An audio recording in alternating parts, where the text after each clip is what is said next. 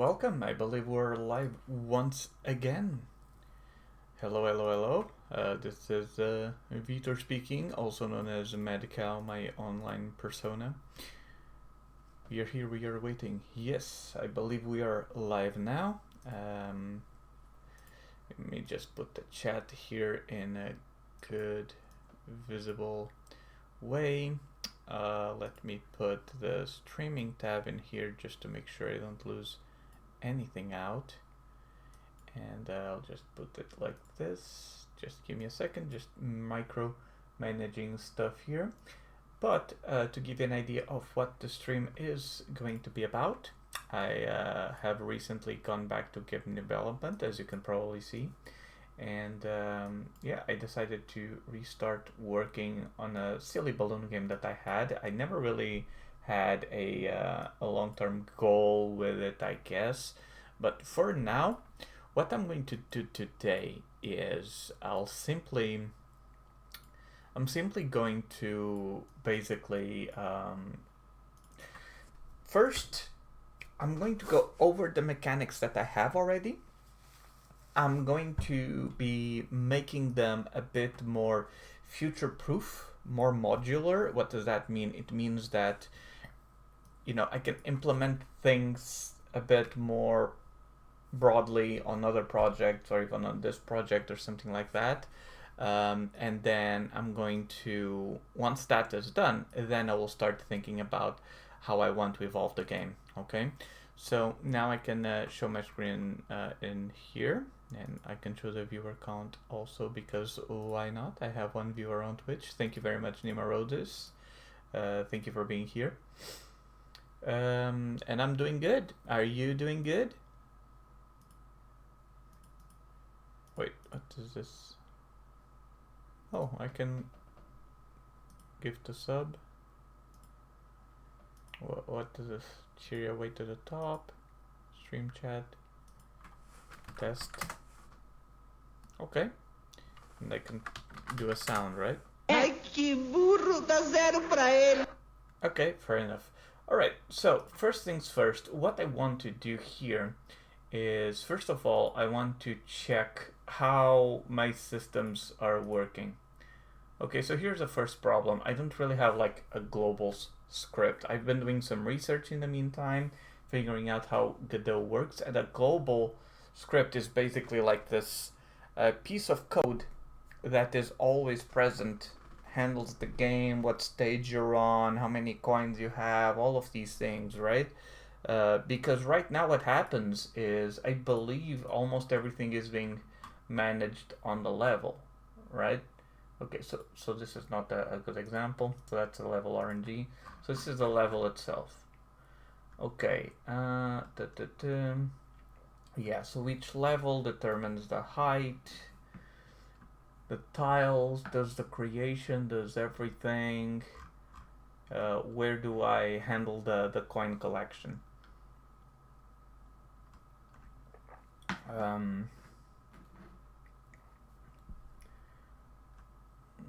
Okay.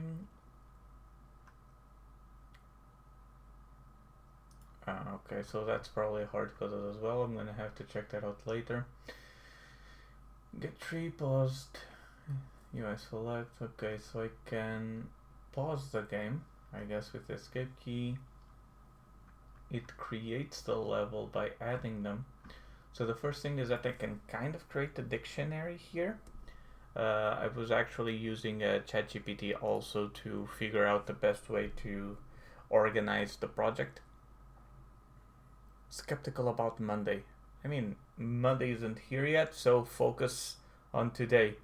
Because if you live in anxious of the future or live worried about the past, you never really live today, right? So here's my oversimplified way of looking at things, right? There's a problem.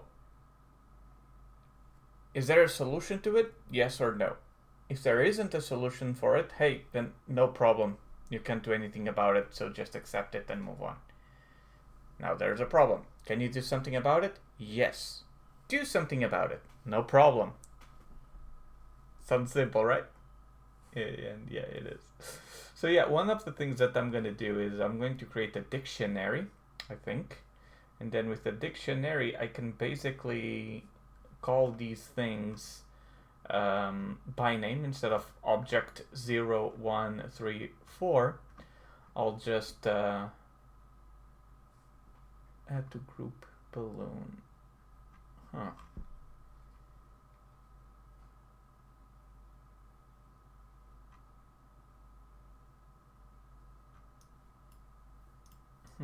Okay.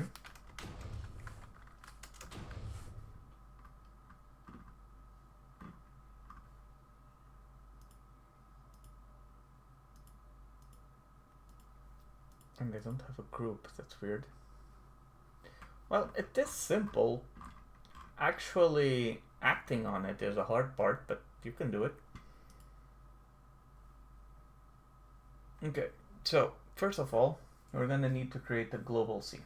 And the global scene, I will want it to manage, I will want to manage things like how many coins I have and stuff like that, because I want it to carry over. I don't want it to be level based. The balloons do need to be level based, but yeah.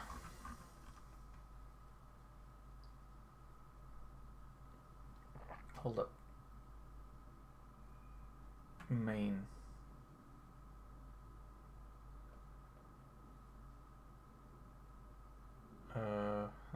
Okay.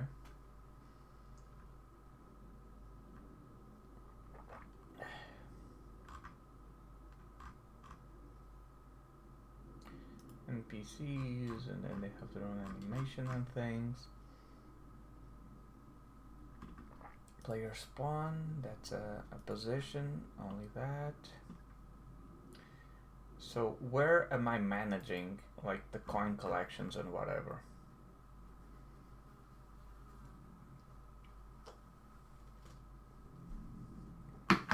Coffee.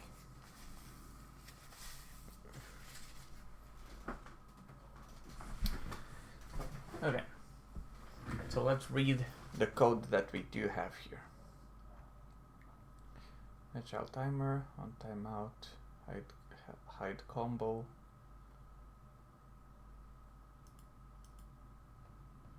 Timer.connect timeout, callable self hide combo. Okay, so it connects a timer. On AGT there is a combo text, okay. And then it's going to call itself, hide combo, set wait time 1 second, set one shot false, make sure it loops. Okay, because it will happen every time. Okay, update combo. So print combo. If combo is greater than 0, timer stop. Okay, so that means that the timer won't start ticking down. Combo text visible equals true. Okay, yes. Add theme color override font color.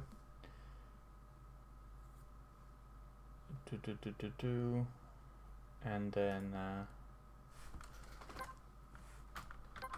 combo text dot text. Can I do size times equals, let's do 1.05. Does that work? Now I want to see if I can make the combo grow bigger in the meantime.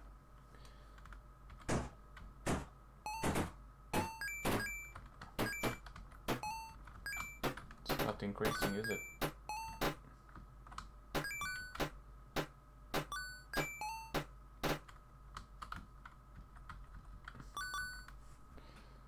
Okay, wouldn't that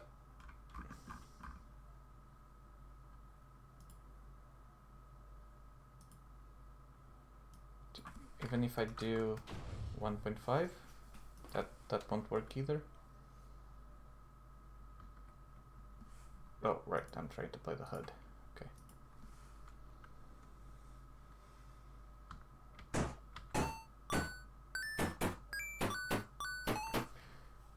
Okay, so that isn't working, but is there a way you can change the size? Label settings. Transform size.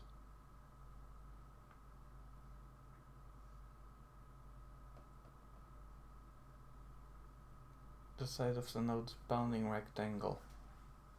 Oh, because it's the rectangle, so it doesn't. Okay, I'll forget that for now. Hey, Lee Spy, welcome back.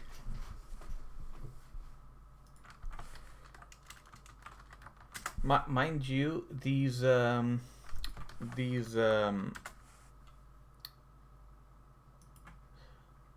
those boss things and whatever, they have been set up many years ago.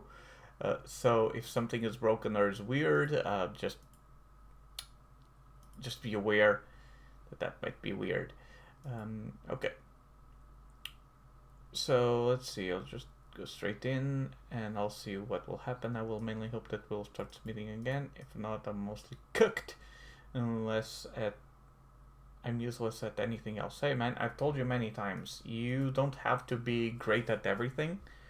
Like, as long as you're good at one thing, and that's the thing you like, that's okay. I know that school beats you over the head, that you have to be a straight A student, and you need to be a master of physical education, or history, or whatever nonsense, if you want to be like a doctor. That has nothing to do with those things for the most part.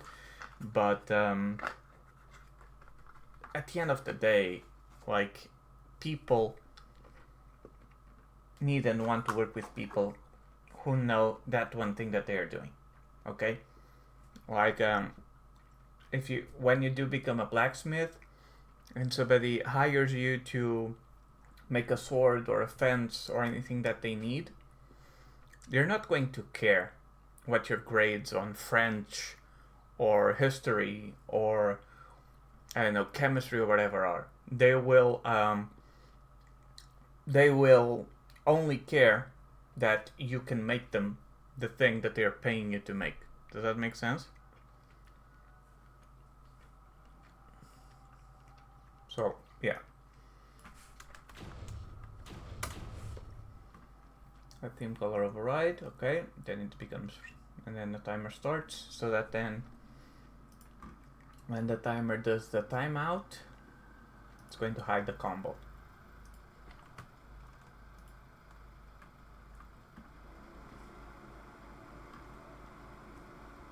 I'm going to false. Margin. State remaining, if remaining greater or equal than 0. Update coins dot text as coins pass. You win.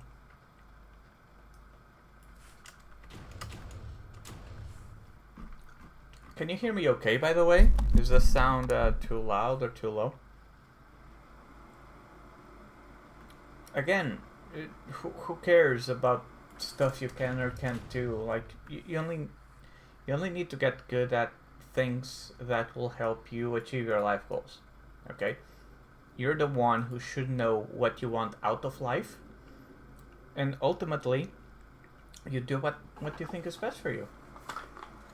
That's it.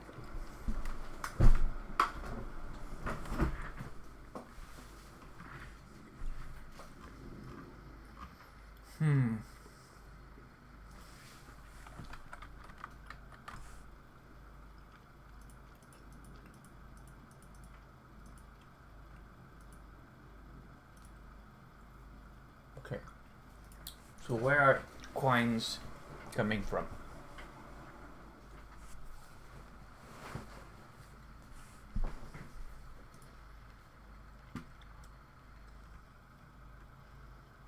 One coin entered. If not taken, and body is player. Animation is animation player. Play taken. Taken equals true. Body dot Add coin value. What? Let me take a look at the coin.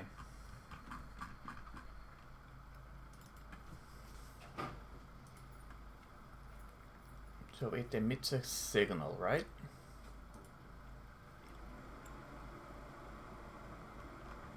On coin body entered. Body, not player, taken through. Body. Oh wait, is my player the one managing the coin pickup? He is. Function add coin value. Okay, so that's probably the first thing that I'm gonna do here. I'm going to create like a global managing script that is going to process the coins and all of that.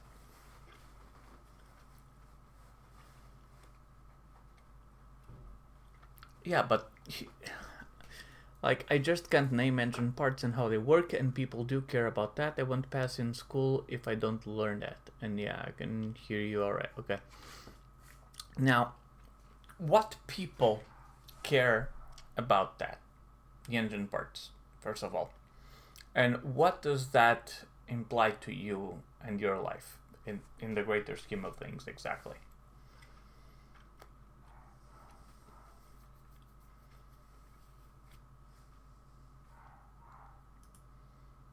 Okay, project settings. Add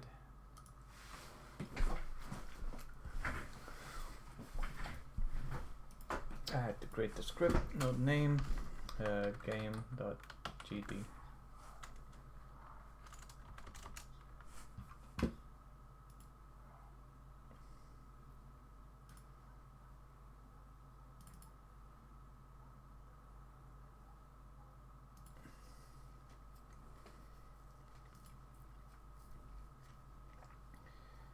Okay. And so on this one, how am I gonna do this? So I need to receive the signal from the coins, and I need to update the coin thing situation here, right? So first let's go to player.gd. Class name equals player, okay. Now,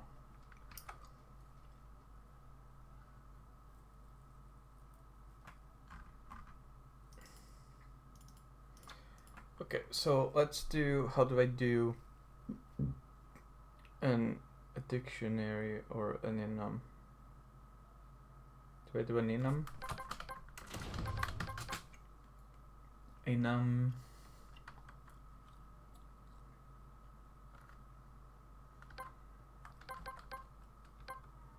No. I don't think I can do it like this. So I'm gonna need to have a thing for coins and then another one for the balloons. I want to manage everything here.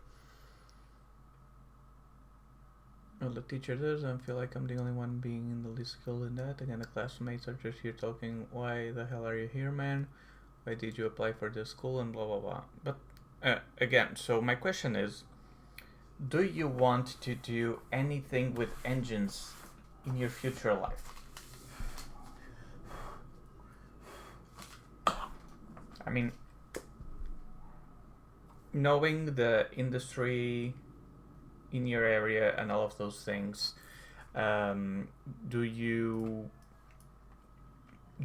have a need for that, right?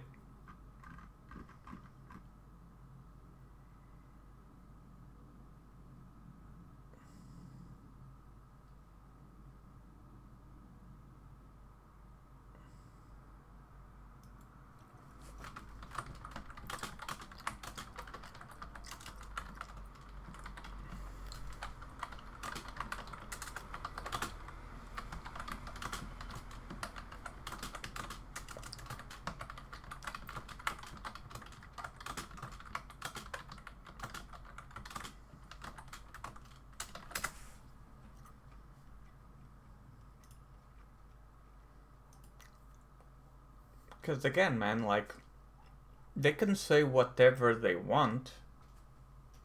I mean, you can stop them, but the point is, does it matter?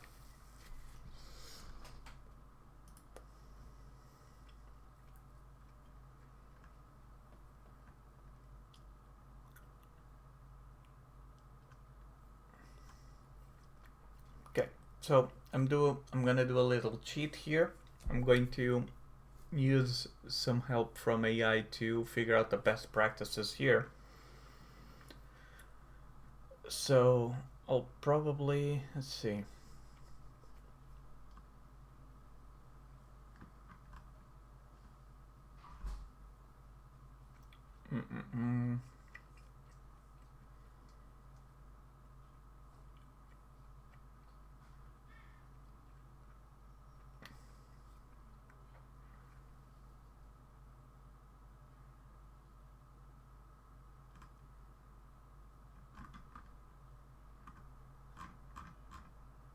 I'm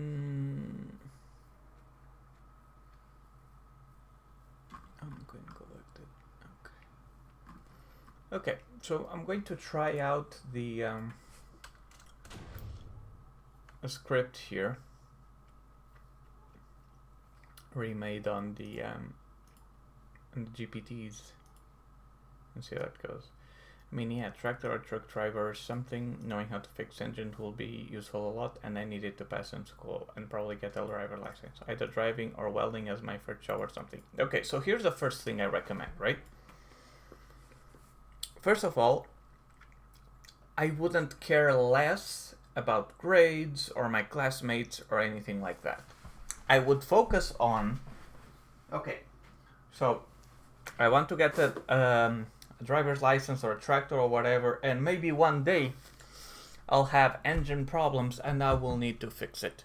So I need to learn this so that I am prepared for the future and I can achieve my goals of being, I don't know, self-sufficient, reliable, independent, whatever you want to call it. And that would be the reason why I would focus on learning like the game engine, the engine parts and the components. Okay? Because that is a valid, practical, and useful reason for you to do it. It's not so your colleagues won't be mean to you or whatever, but it's so that you can actually take something out of it. Hey, Laughing Umbra, how are you, man? Okay, so first, let's do some enums. I've been watching a few videos on this, and apparently they're very useful, so I'll just take the word for it. So what this does is basically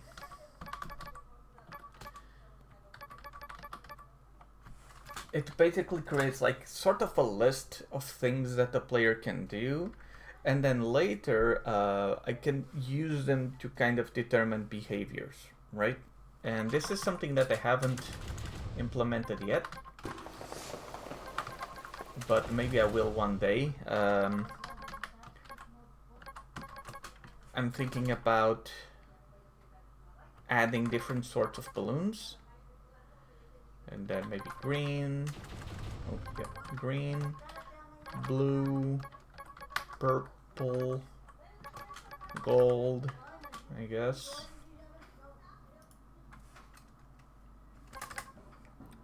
And now maybe let's do some dictionaries. So let's create some objects equals. So what I'm gonna do now, balloon equals preload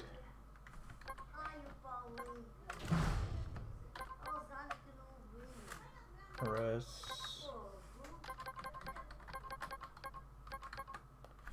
tscn,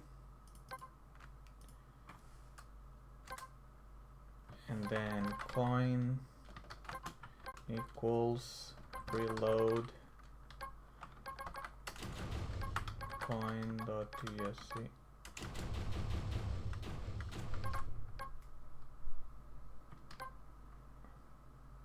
Wait, do I need... Oh, I need a... Yeah, okay. My bad. Press coin.tscn. Okay. Ooh, a shiny new follow. Thank you very much. Laughing Umbra. Ridiculous code plugin. Yes, of course. You know it. And let's see, also the big balloon, that's going to be important. That's the one that basically will be the level goal, I think. And then big balloon.tscn. Okay, so with this I should be able to then reference like the objects and sprites and whatever directly using text and some kind of level creators instead of using the normal IDs, so that it's not as confusing. Okay, so where were we? Now let's see. Now, okay, var, I'm going to do the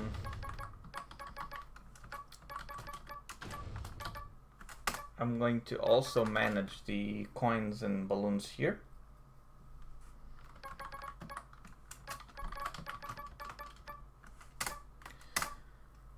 And then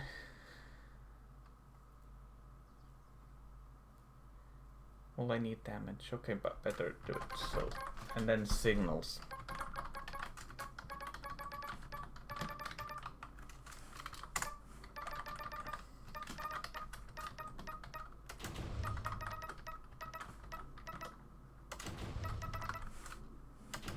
Maybe I'll put amount.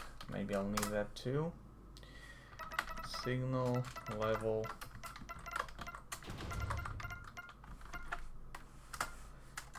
Okay, now let's see. Now we probably need to create some functions, right? Why are those yellow? It's declared but never used explicitly. Okay, yes, we'll get to that. So right now, by the way, my game works, all right? My game works, but it's all a bunch of spaghetti code. And what I'm doing today is I'm basically kind of refactoring the code. By the way, this is important, just so you guys know. I'm basically refactoring the code so that it can be reusable, scalable, won't give me problems in the future, and much easier to maintain, clean, and do all that, right? So the current mechanics are that you can collect coins, they don't do anything yet. You can bounce on balloons. Every time you bounce, it resets your double jump. I also implemented a stomp feature so that you can fall a lot faster.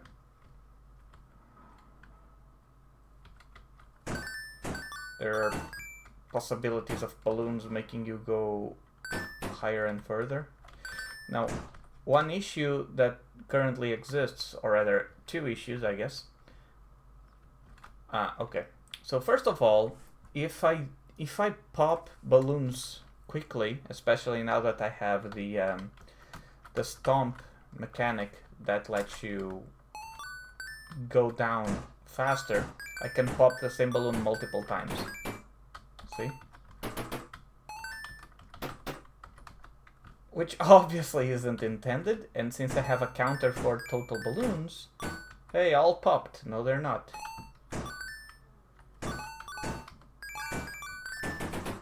And the other issue is that if I pop the big balloon, which is supposed to be the end goal because it launches you upwards, and right now the win condition is if you get to a certain height.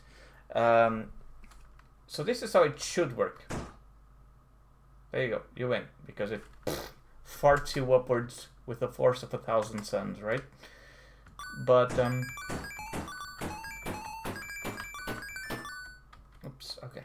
But if I double jump halfway through, it resets my momentum, and now I can't really win the stage, right? So that's something that I'm gonna have to fix as well.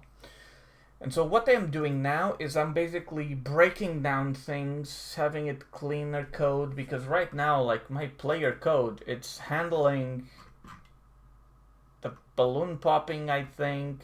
Okay, so it's taking care of the coins, changing the heads-up display, jump boost, yeah, so updating the heads-up display when you pop the balloons. It's doing the audio player as well, right? So it's really messy. Everything in one thing. So yeah, that's really not good. I want this just to be for the player control. Yeah, so I'm just refactoring all of this. So this may not be the most interesting stream ever, but I figured someone might take some value out of it. And if I'm gonna do it anyway, why not do it here live? So if you want to see it, you can. If you don't want to see it, it's fine. So let's see, on balloon popped, damage. Okay, so this is telling me to do damage equals 1, but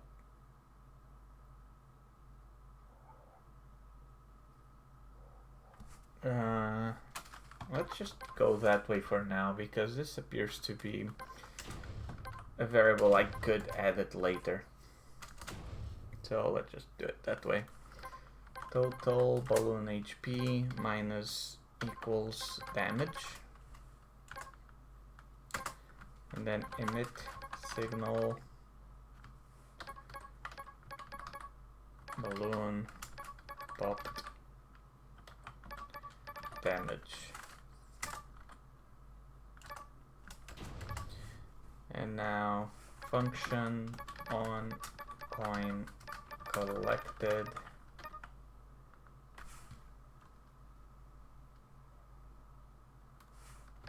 amount equals 1. Oh yeah, the 2 dots. And then I do total coins plus equals 1. And then emit signal. I think it sounds interesting. I'll be watching Azert1. Is that an emoji? Wait. Oh, yes, it is. Yeah, thank you for sticking around, man. If you have any questions, feel free to ask. I'll do my best to answer in any way I can, okay?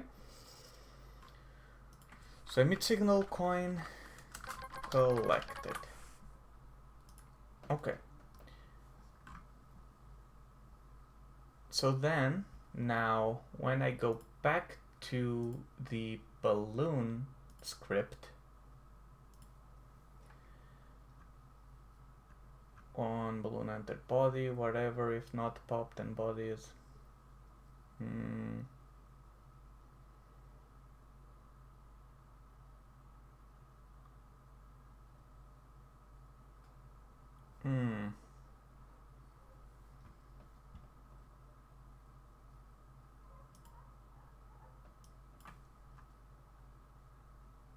okay, give me a second here.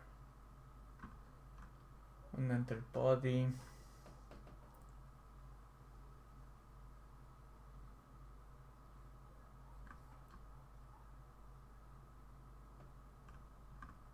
Okay.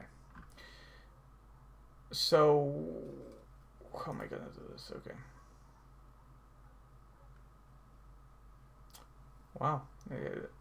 These people are sure been... So let's just ban this guy asking for cheap followers or whatever. It's the... Wait, this doesn't work. I need to use the other tool.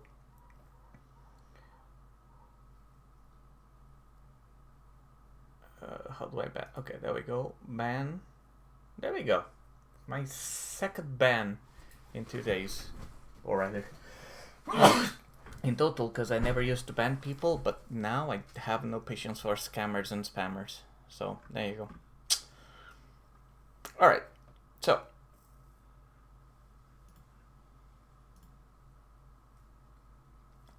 So if not taken and body is player.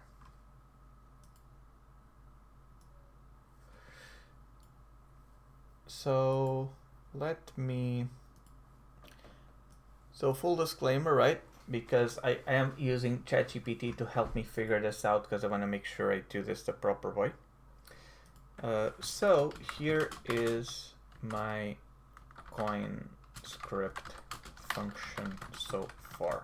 How would it affect the one you suggested? Because this way you can also see how I kind of troubleshoot, right?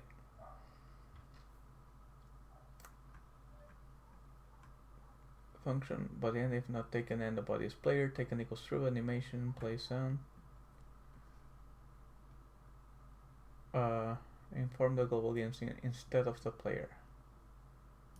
Ah, okay. So right now what I'm doing is body. Ah. So instead of the body, I'll do game dot. Right, is it supposed to be a capital case? Oh, it probably is, yes.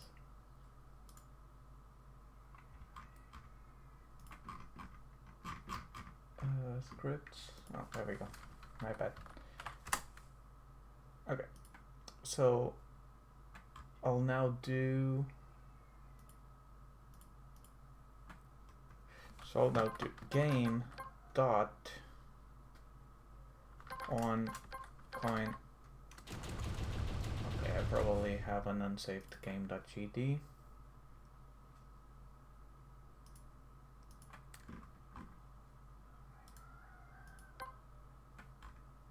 Okay, let's go back to the coin script and I'll do game dot on coin collected and then do that. And now I'm going to ignore that one. Game not declared on current scope. Really? What if I play this anyway? Okay, let's see if this breaks. All right. Let's see if this breaks. It does.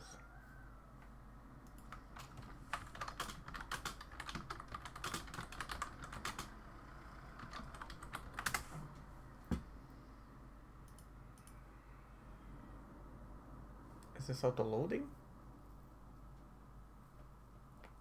So let's see. Shader globals groups auto load. It is enabled. Res scripts game.gd, no name game, click add. Once added, you can access it from. Okay, let's try this again.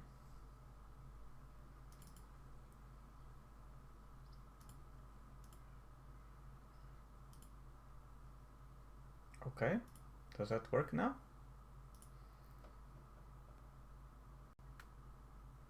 Okay, let's see if the coin works.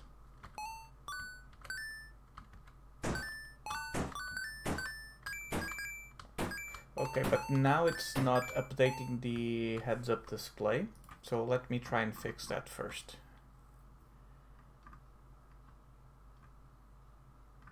Okay, so now I think I'll also need to add a HUD global variable, right?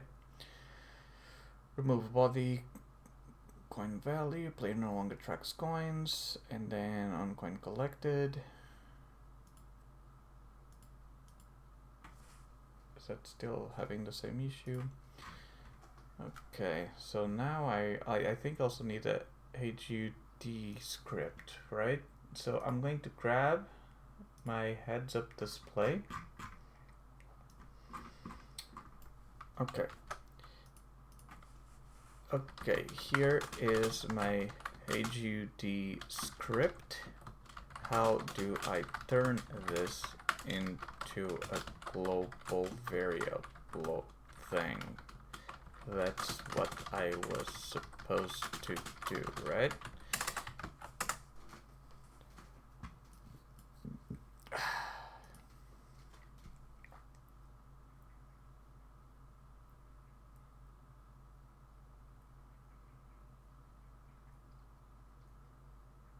Okay. So let's refactor then our heads-up display script.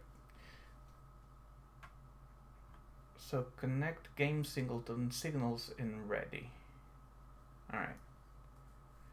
So let's take a look. Basically a singleton, if anybody is wondering, is a global script that is always running on the game's background instead of just whenever it's loaded on the scene. So let's see. How is it suggesting I do this? So function ready. Okay, so I guess the timer can stay, that's fine. But now I'm going to connect some game systems. Game.connect. And now balloon. Oops. Balloon popped. Comma. Callable. I'm not sure what that means, but that's what they're saying. Self on balloon.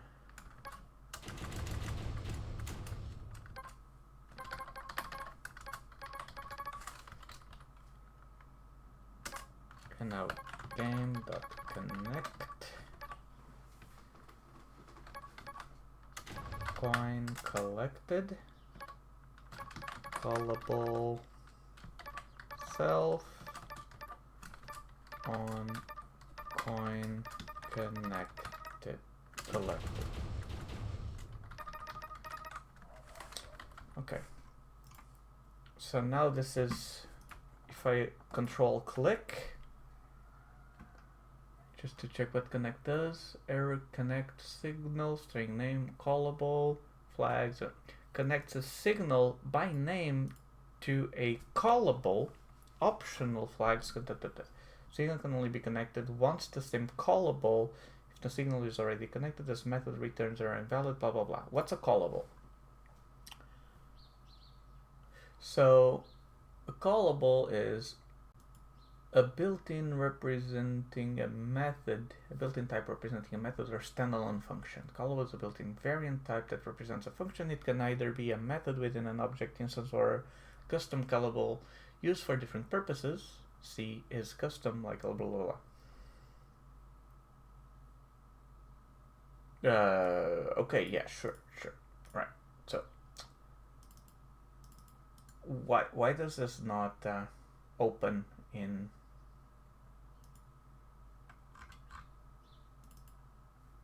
here? Kind of annoying, but okay. So let's go back to the heads-up display, right? Replace manual update calls with signal handlers.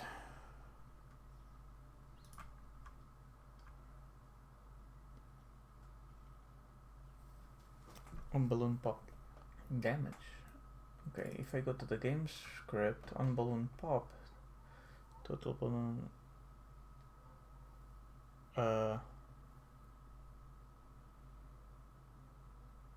Oh, okay. So if I go to like the balloon,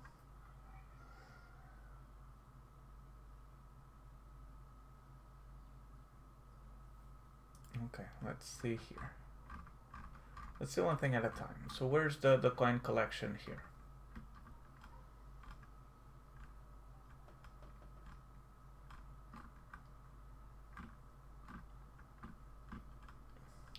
Add coins, coin value.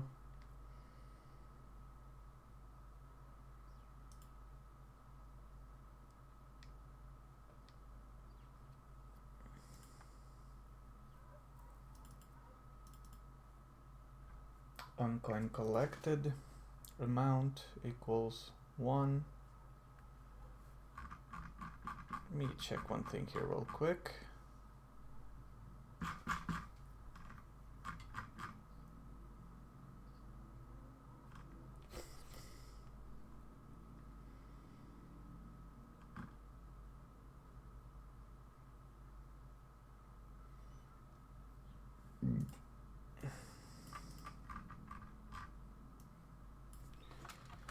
Okay, here is my game.gt script.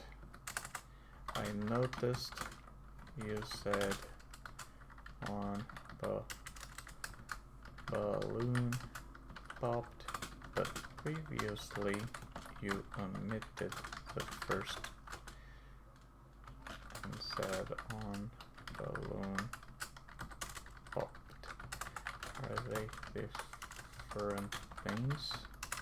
Can you tell me again which code to go where to make the balloon coin counts work between game and HUD singles with the other scenes and signals? Clearly label which script goes where.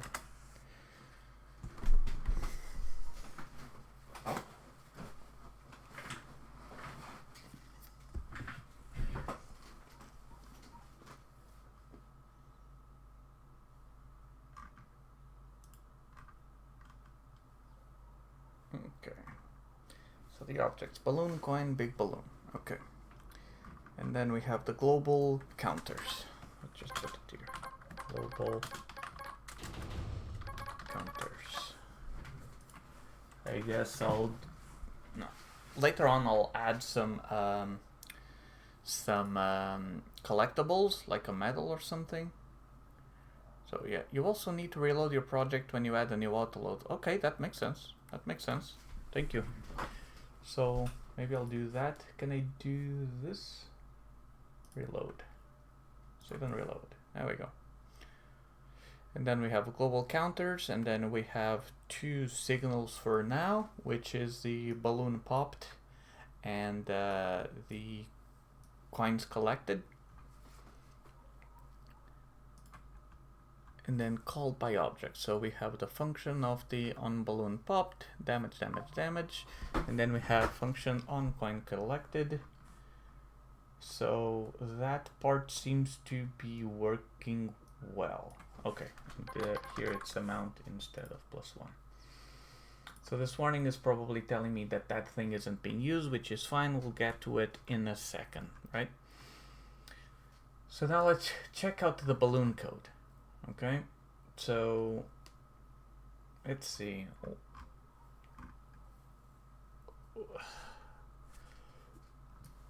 So if I look here, it's suggesting that I do var HP for the number of layers or whatever. Then function pop, HP minus equals 1, animated sprite or whatever, blah blah blah, collision shape disabled equals true. If HP minus equals 0, queue free after animation finishes, and sprite connect animation finished, callable self on animation finished, function on animation finished. Okay, this is a bit confusing to me because no, I don't even have the name finished yet, Nima. I'll fix this and I'll start really thinking about where I want to take with the game. Right now, my focus is I want to use this more as a learning opportunity and to build best practices to have a better idea of how to properly manage a project so that then as I add new features and levels or whatever, everything is clean. Because right now, for example, if I were to add more objects or whatever, like everything is being managed by the player code, which is very not good. So yeah, there's that. So now the thing is, how do I just do this? Like he mentions the pop function, but how do I okay, but then he does mention like the coin script, which does contain the collision. So let's take a look at that one and see if it makes sense, right? So I have on coin body entered body. Okay, that's the same as I have. If not taken and body is player. Okay, same as mine. Animation player play taken. Do I have an animation on the coin? because it fades. And it increases in size. Okay, never mind. Yeah, that's good. That's good. But it is suggesting that I put it before. So, oops. So that's probably not a bad idea. Okay, taken, and then game.onCoinCollected and play sound.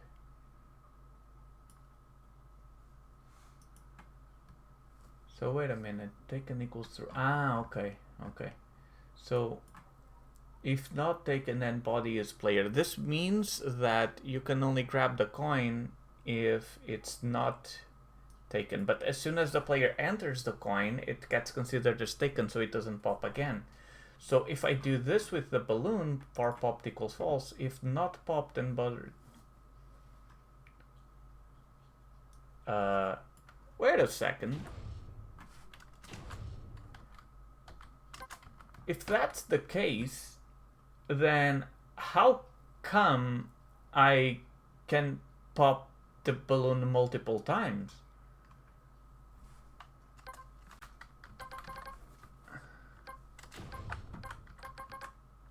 What? Okay, that doesn't make sense. Let me take a look. Well, I can make it downloadable, yes. I can even do a project of this game right now and you could play it. But it's set as true. If it's set as true, then why is it...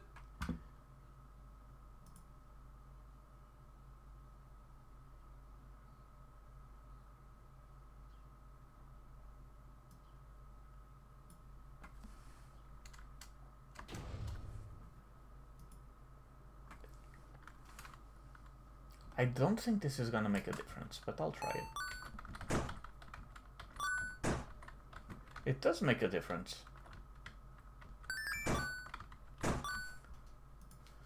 Okay. Can I do this?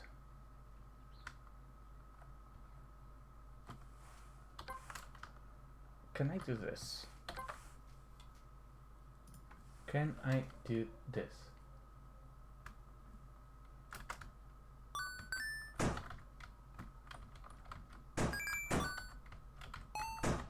Okay, so that's one issue resolved. So you no longer have those multi-pop balloons.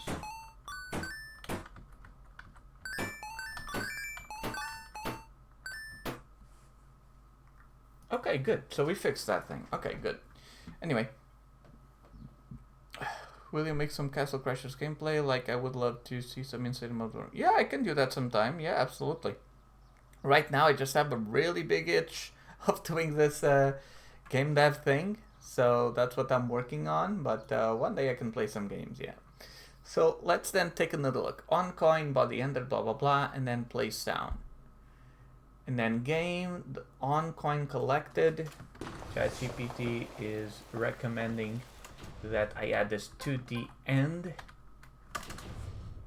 after the play sound, so let's do that. So player no longer handles coin count. I'm going to remove that entirely from here right now,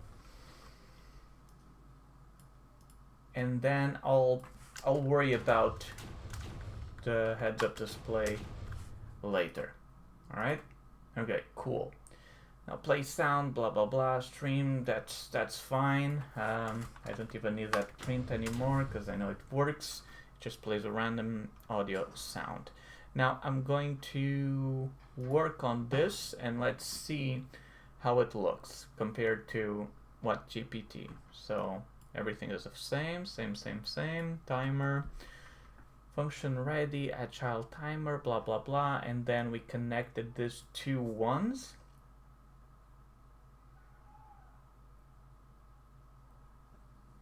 I guess this connects to the signals so that the HUD updates when one of these things changes. Okay, So then we're going to need to work on the functions that actually make it update. Alright, so okay, I see. So now we add a function called on balloon pop damage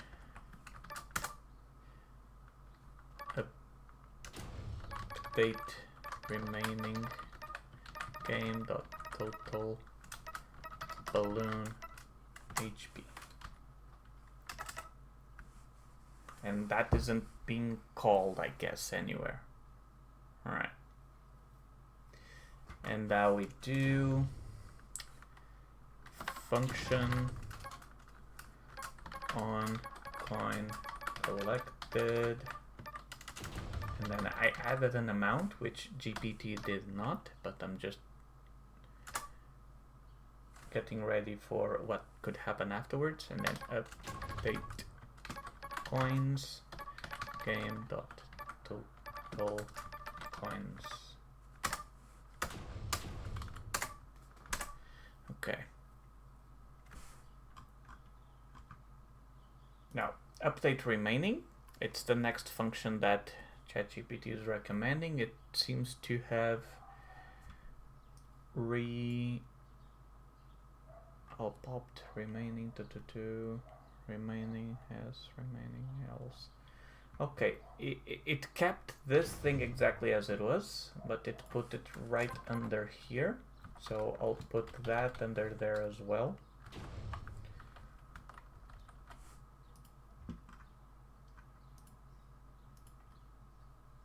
Expecting that. Oh, yeah,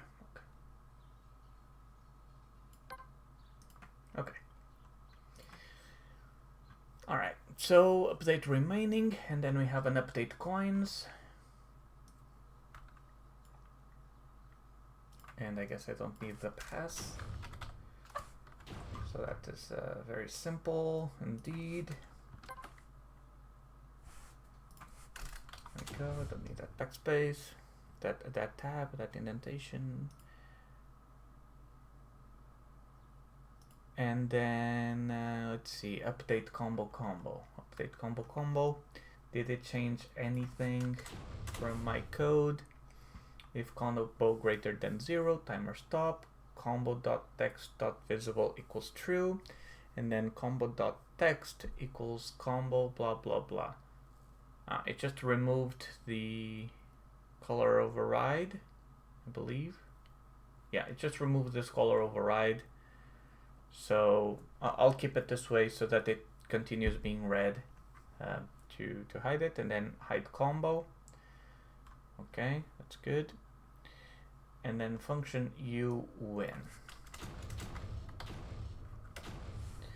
So remaining text visible equals false, combo text visible equals false, coins text visible equals false, finish text dot visible equals true.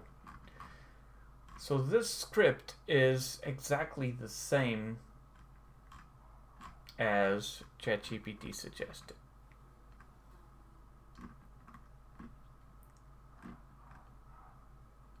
But the thing that is confusing me a bit is that it's not, you know,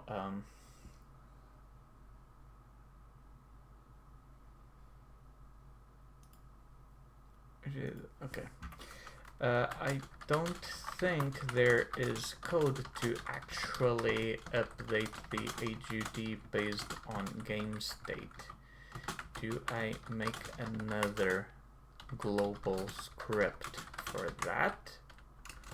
Or does the HUD directly access the game.gd? Let's see what it says.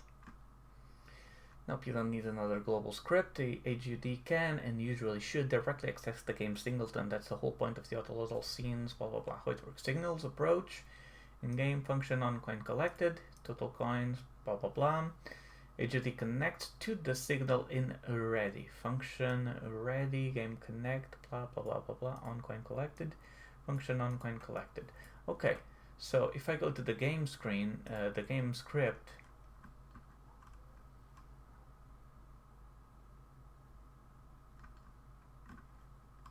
I don't have that function for the coin collected, do I?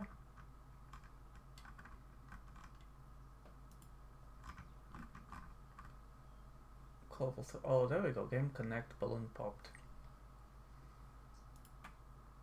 On balloon popped.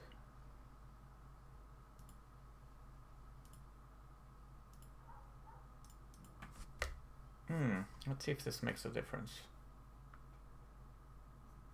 And according to Laughing Umbra, I need to reload the project when you add the new autoload, so I don't actually need to reload the project several times, just if I add a new global variable. Okay, good enough. Okay, let's see what happens if I do it this way.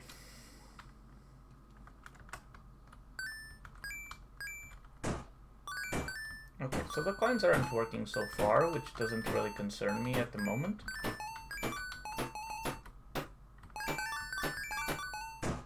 All popped, it disappears. Now, one thing I do want to check though is if I go to the main stage, let me just add another door here. Control D. Wait, how do I do the grid snapping? Okay, and door 3, it's going to be, the next level is going to be level RNG.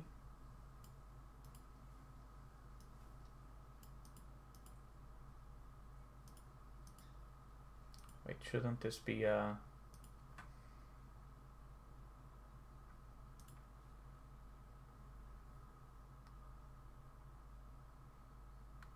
Is it a string? Okay.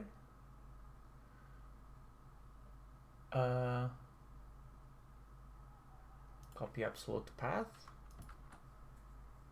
Alright. RNG! Just see if this works. Now, if I did this whole thing properly, now the balloon counter should work. Except it doesn't. So the way the balloon is...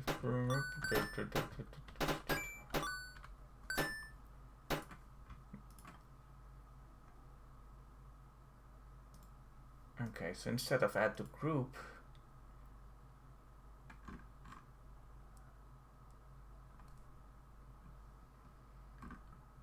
okay, so this one isn't connecting to the HUD. So that's probably what I'm gonna have to do to get it to actually work.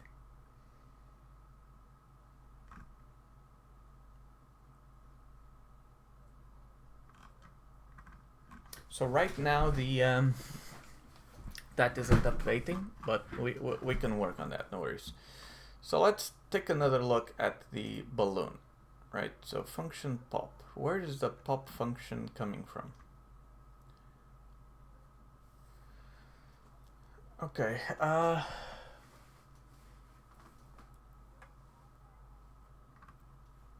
okay.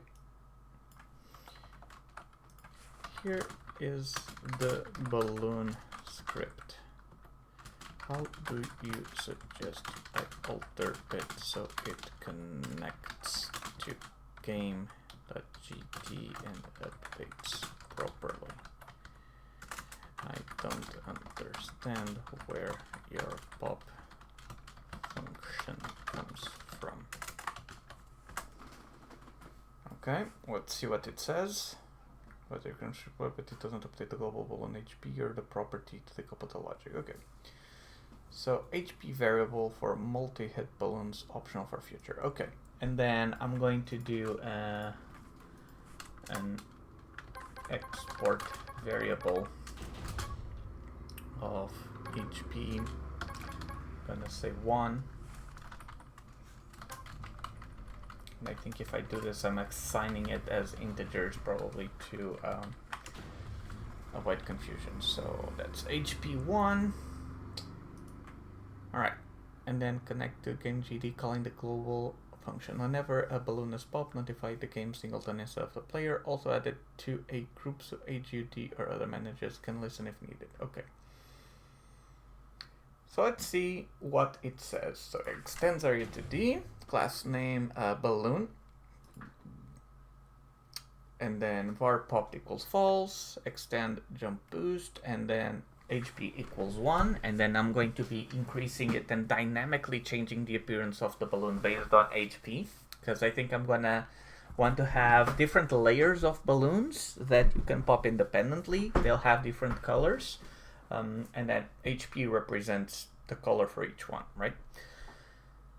Okay, so let's see. Oh, I see the issue. Because I was doing pass right there in the middle, I guess. Okay, so that works. And if I do the RNG,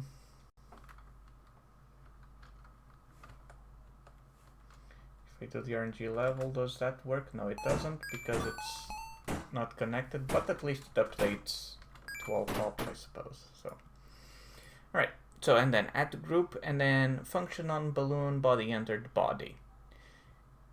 If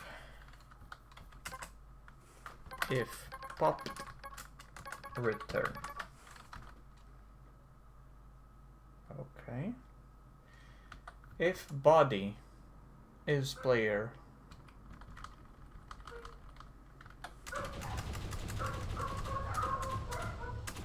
if body is player or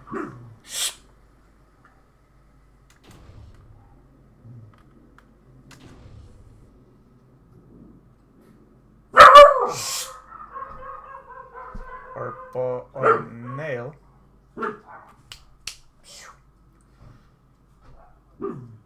then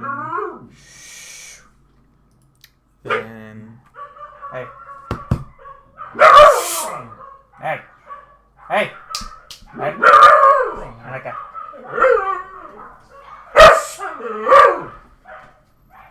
Mué. Mué pra fazer barulho, seus tolos.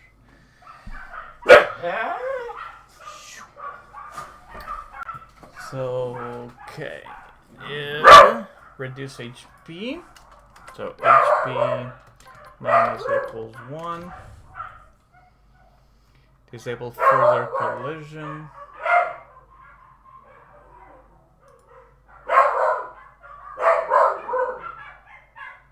Okay. So it's telling me to disable the collision. I mean, I guess I can do that redundancy. So I'll just do collision shape 2D dot disabled. Do I need brackets here? Equals true. Okay, and then animation play pop. And now game dot on balloon popped 1, or whatever HP is lost this turn, right? But let's leave it at 1 for now.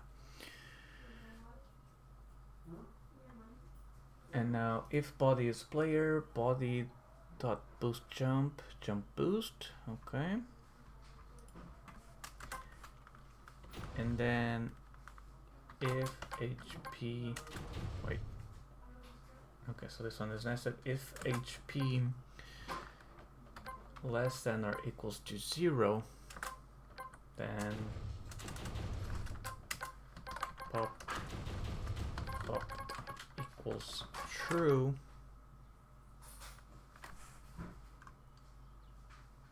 And then I'll just copy paste this because it's too long. Pop equals true, and animation.connect, animation finished, on animation finished. Does that work so far? I'm suspecting I may get some sort of error. Okay, so that still indicates everything is popped. Okay. Did that break the rest of the... Oh, it probably didn't, because I think a lot of it is still being managed by the player itself. Yeah. Yeah, okay. So, player...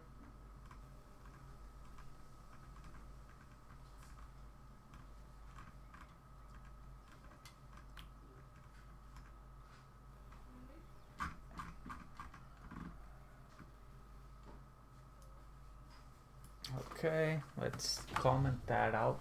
Oops. Wait.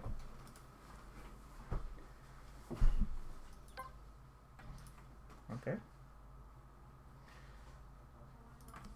Then in that case, that shouldn't work on either stage.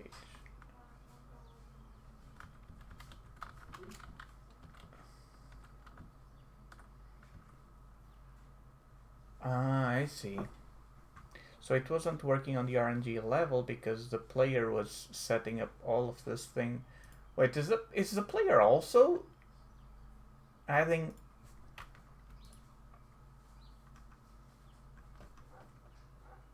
Oh, jeez.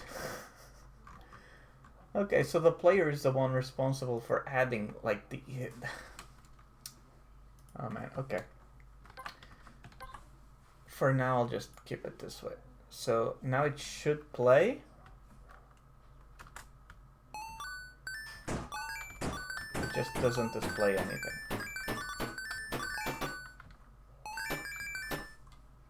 Okay.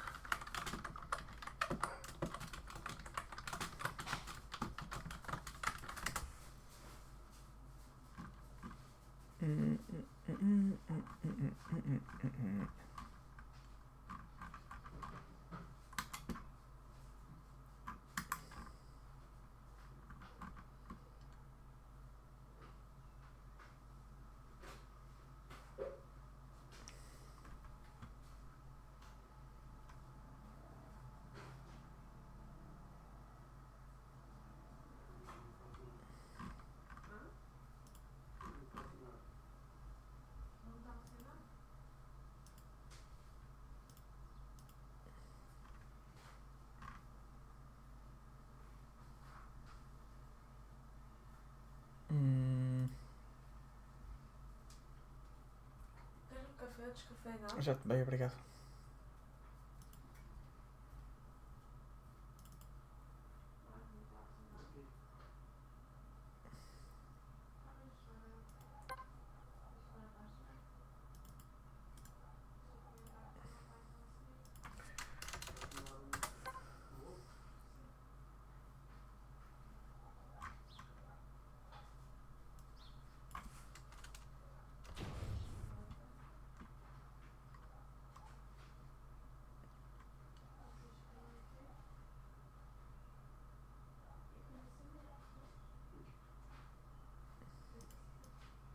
Okay, so I probably don't need that.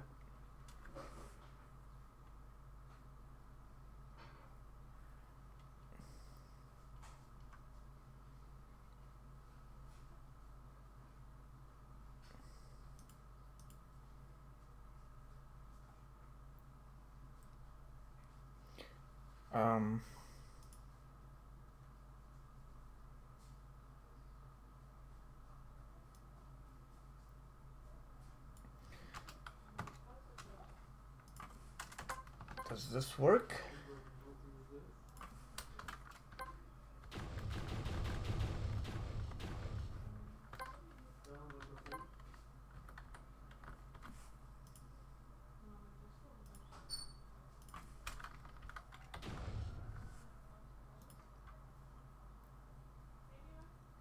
Although the thing I'm really interested on is not so much this stuff, it's updating the heads-up display.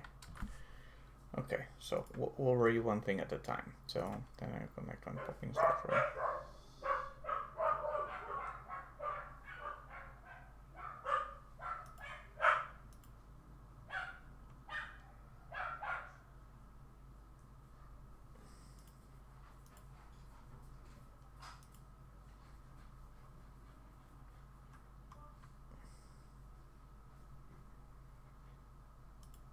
if a name is pop and HP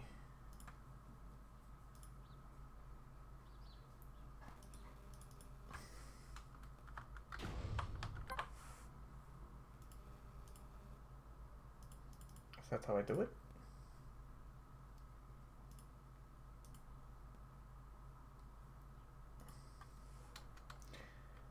I'm spaghetti coding this whole thing, aren't I?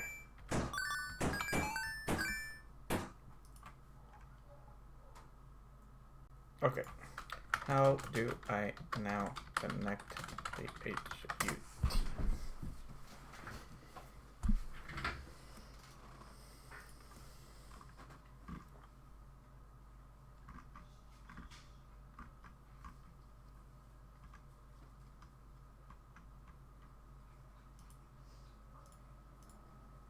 Update remaining.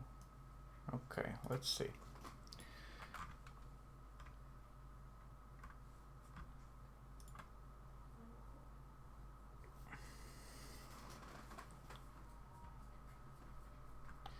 Okay, so what this is saying is that on the function ready, besides the timers, all have these two. Okay.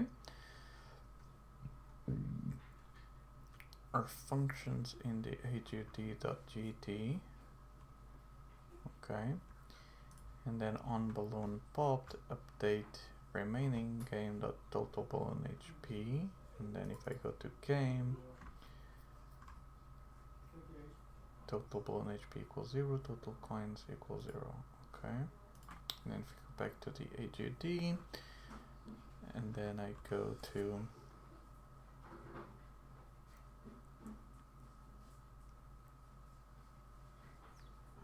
on balloon pop damage, update remaining. Okay, on coin collected, update coins game.total coins. So do I have a update coins and update remaining? I do not. Oh, there you go. Update coins dot text, remaining text, else coins.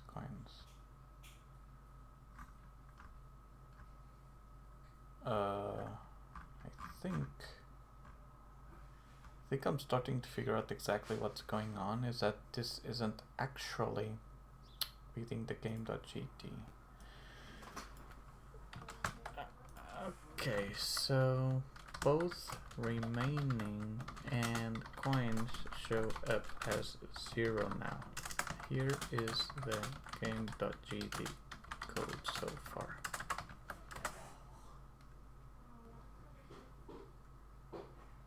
Okay, there are two main issues causing your HUD to always show 0. Right now you subtract damage when a balloon is popped. Okay, that should be okay. But the total balloon HP starts at 0, so subtracting makes it a negative or stays 0.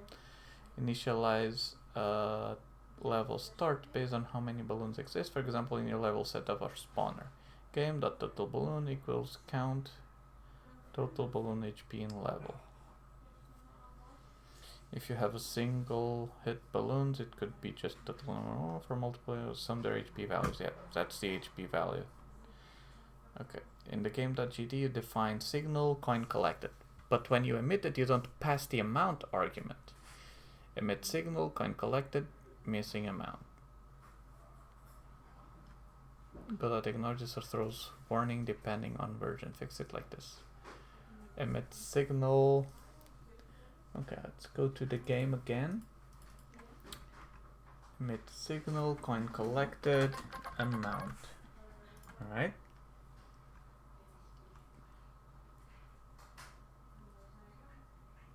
And in hut.gd, update coins. No.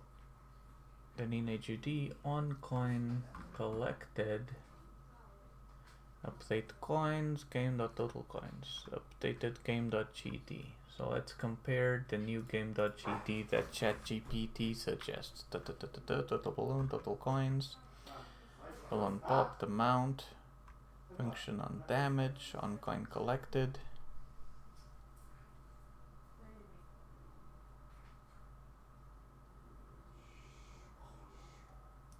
Call this at the start of each level.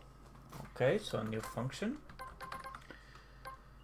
Reset level balloon HP.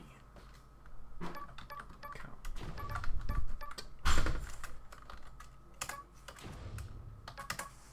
And then I do total balloon HP equals count.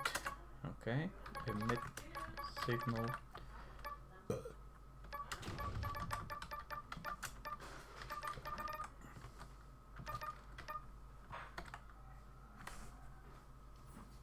Okay.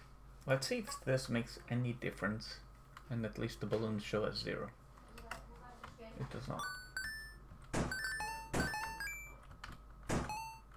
Oh wait, but the coins do update now.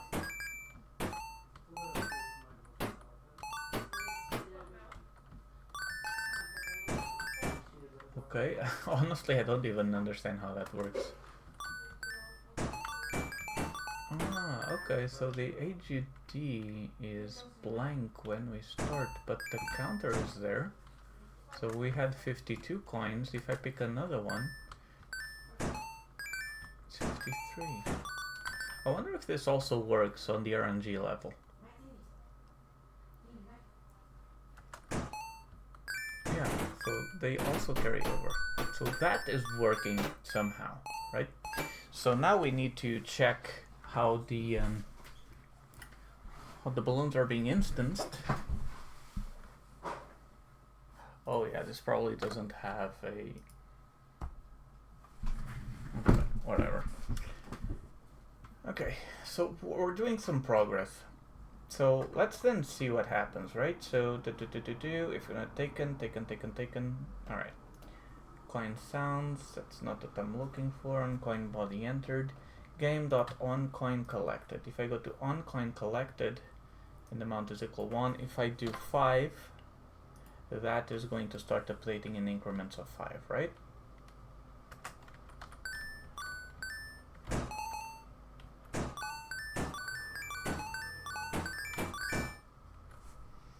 Okay, so I'll just set that to 1, and now if I go back to coin, and then game on coin collected, let me just do a new coin value. Let me try and put a 5 in there and see if that will work. No, it gets overridden because I did type equals 1 in there. If I remove that, I guess it was a fail safe on coin collected. Oh, I'm an idiot. Equals 1. Okay. So if I stop this and I go back to the coin, I just need to do coin value. Now that should work. So coin value is 5.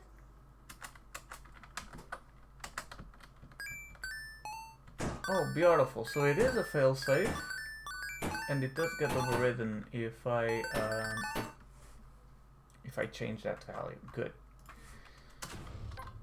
Okay. Okay, good. We're making sexy, solid progress, all right? So then, if I go to... Now I need to figure out the balloon situation then.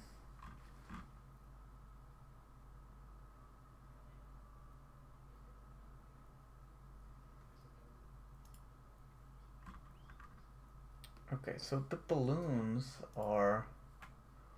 I have to group balloons. No, okay, so that's going to count individually.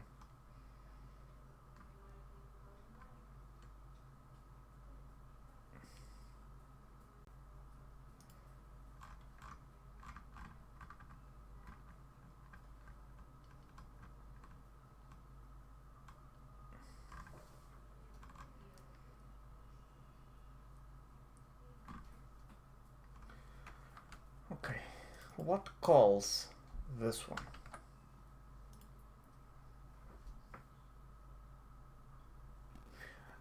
I gotcha. So I also need to call these functions, update remaining and update coins, when this starts, right? So now I do update coins,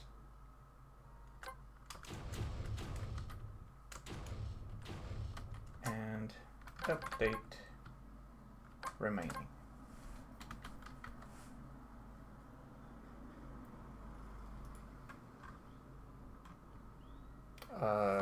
Game.coins,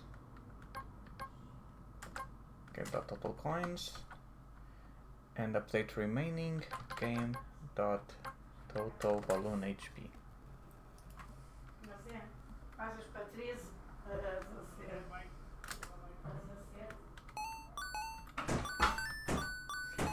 Okay, now we just need to figure out how to actually add the balloons to the game situation, right?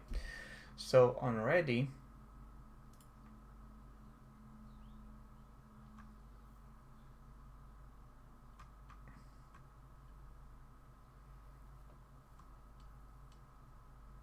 on game.onBalloon popped. Okay. So game dot total balloon HP plus equals HP.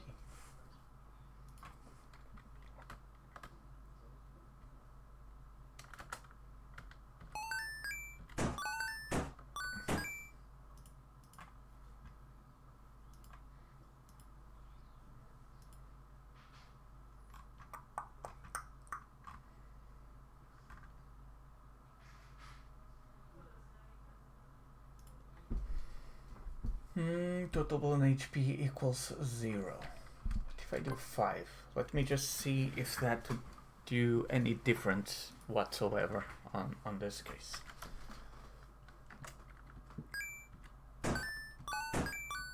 Okay, so that amount is set to 0.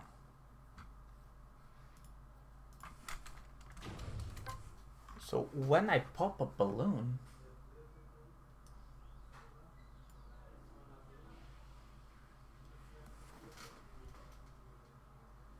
reset level balloon,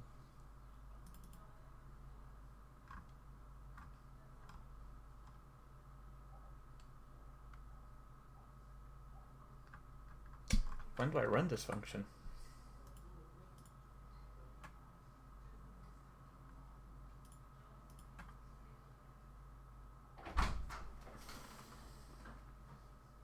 Maybe on level completed? What if I comment this out?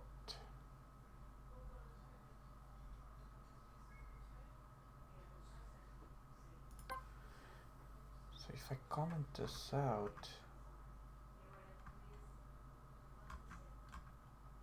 oh, never mind. Oh, I'm on the game function. So let me try and do a 5 here again. Let's go back to the balloon. P equals 1, game total balloon HP plus equals HP.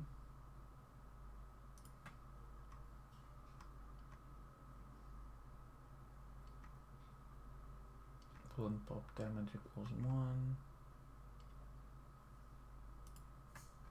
Balloon entered. If popped, body player now popped equals true -1. Collision strip disabled. Animation. Play pop. Game.onBalloon popped 1.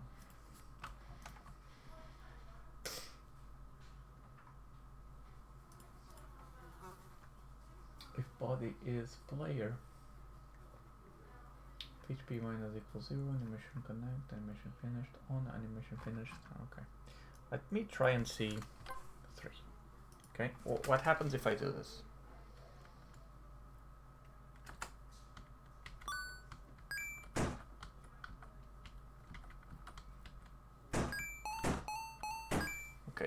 pops regardless. I'll take care of that later. Right now I just want to make sure that it's properly counting the total balloon HP. Okay, so okay, one balloon popped.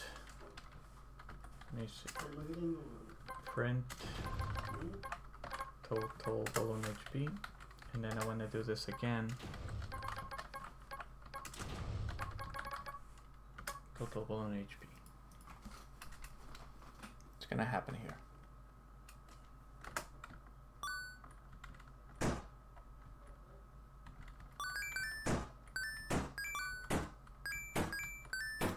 Okay, so it is counting accurately, but somehow the heads-up display isn't functioning correctly. If remaining equals 0, else, okay.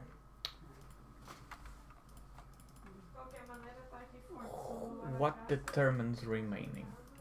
Where is this set? Remaining text. Plate remaining, a plate remaining.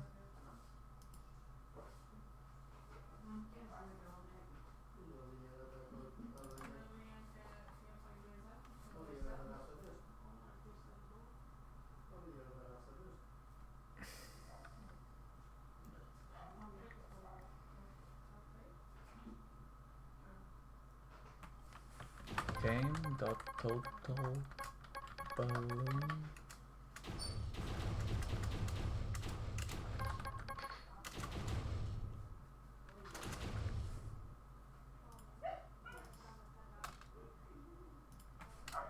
Then I do remaining equals game.total balloon HP.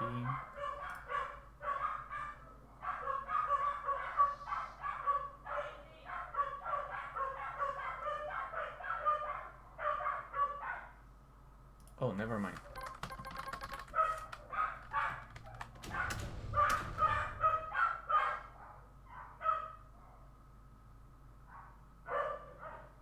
Okay, so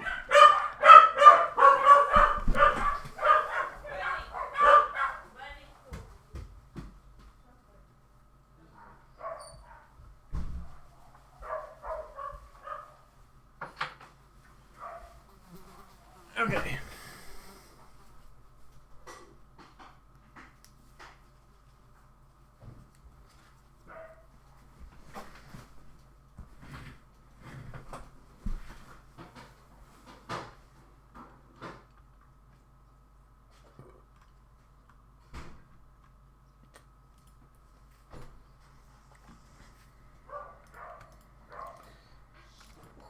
Who calls this function? Just these two, right? Plate going to plate remaining. Remaining. My guess is this. There we go.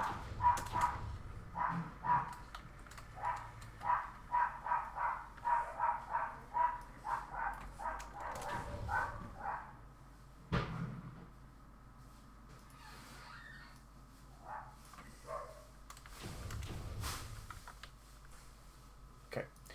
Now the balloon situation should work.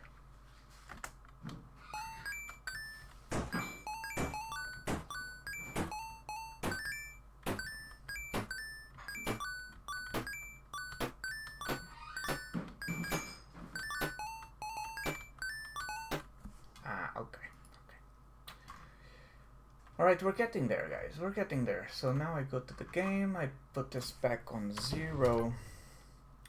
And now if I were to go to a balloon and I put this at number 3, I should have 3 times the amount showing up on the heads-up display, right?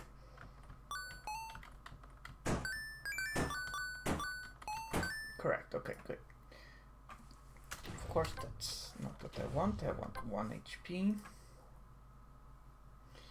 And then on the game thing, I want that to be 0. Signal level completed.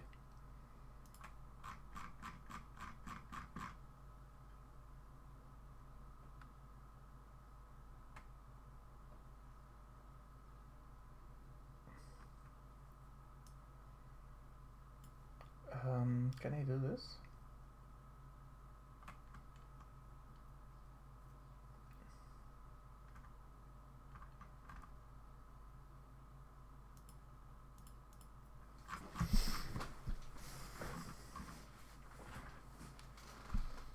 Okay, so now, what else do I need to refactor? So right now here I am. This should work as well. Okay, so now I just need to make sure that the balloon thing updates when the level starts, right? Because it's somehow showing up as 0.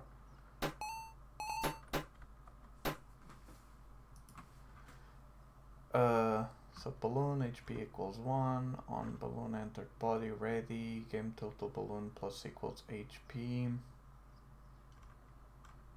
On balloon entered, blah blah blah, and then if I go to game, balloon HP, signal balloon popped damage, coin collected, on balloon pop damage equal 1. I can get rid of this because I can see now that it does work. Balloon HP minus equals damage, emit signal balloon popped equals damage, coin collected amount equals 1.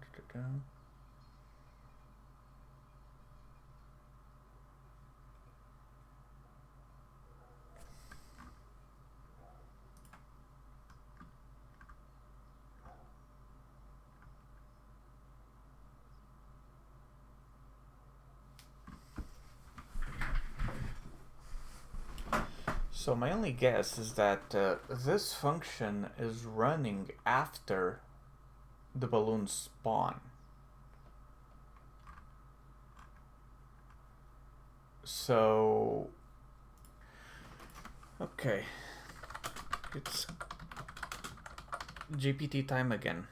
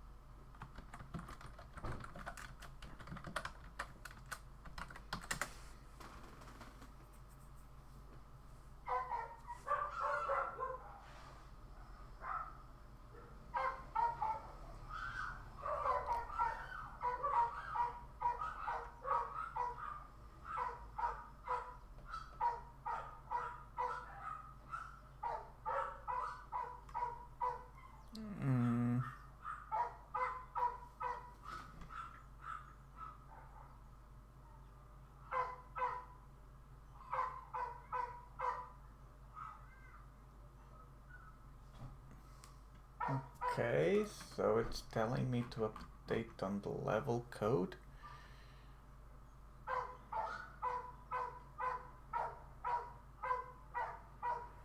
Okay, so I'm guessing I'm going to do this. So I'm going to add a new signal.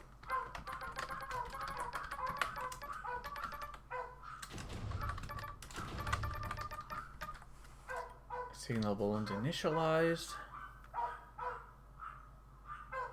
Wait, after summing up all... Huh?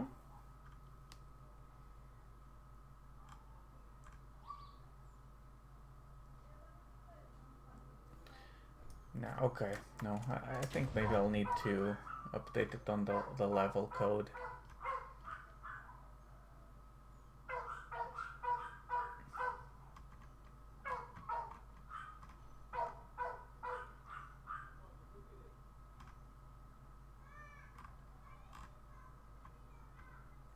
Okay. So it's telling me that on the function ready, after the balloons is... This is under the... Oh, right. Add objects. Okay. Okay.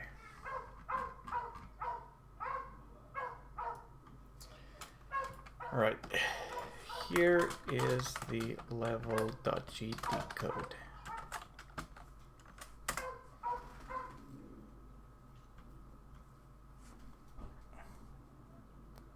You instantiate the balloons after the HUD is already up. Games all popped later. Each balloon instance adds itself to game.table, but the HUD doesn't automatically refresh until a balloon is popped. So the problem is timing. How to fix? Pre-calculate the total balloon HP in level.gd before HUD updates. Instead of having each balloon add its HP to game.gd during ready, do it right after initializing all balloons in add objects.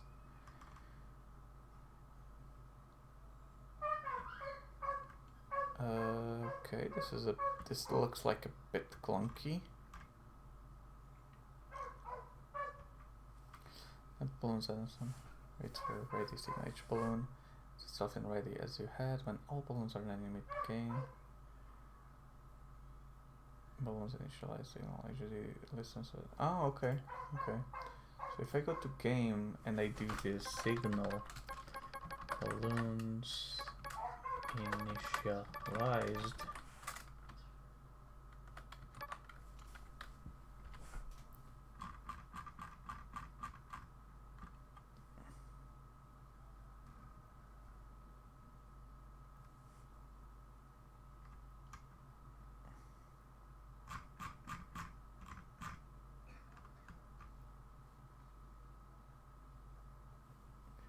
okay, balloon.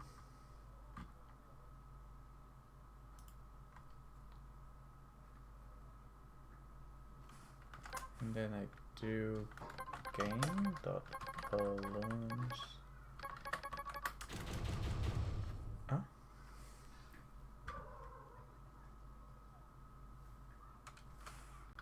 Dot initialized.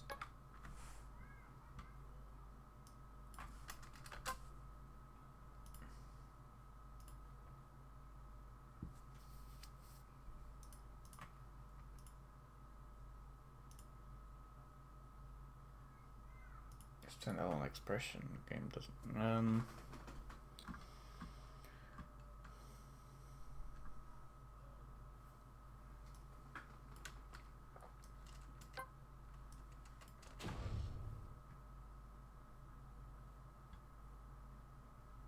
Or maybe in the level, let's say objects clear, and then game.total balloon HP. Oh, okay.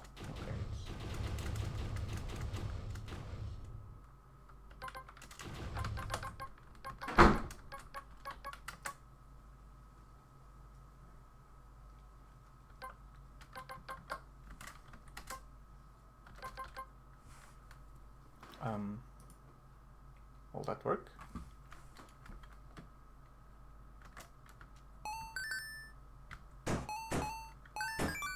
Okay, that works. Good enough for me. And if I'm not mistaken, this should also function on the RNG stage. No, it doesn't.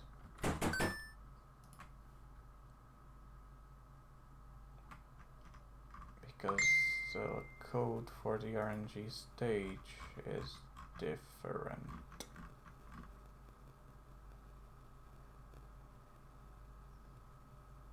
That's a trouble. I'm gonna have to fix this sooner or later, but whatever. So I'll just leave it like that for now. Okay. Now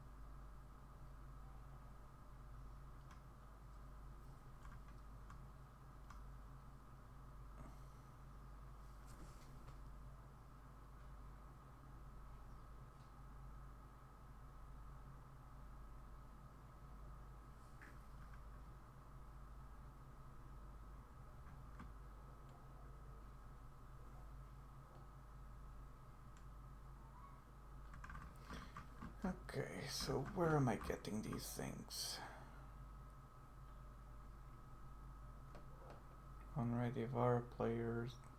Okay. Oof, okay, yeah, this takes a lot of time to do small upgrades, doesn't it? Alright.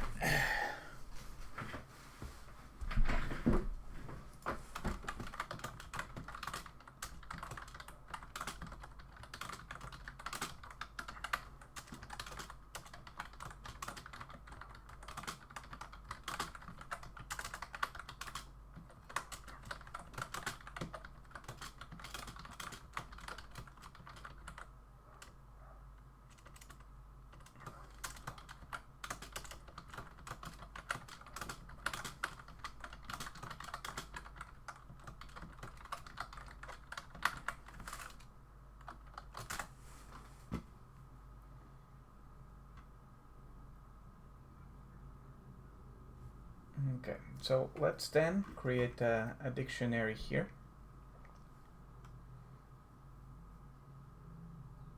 for this thing. So it's okay,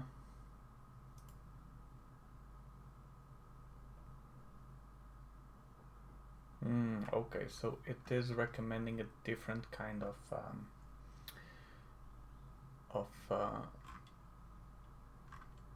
thing here.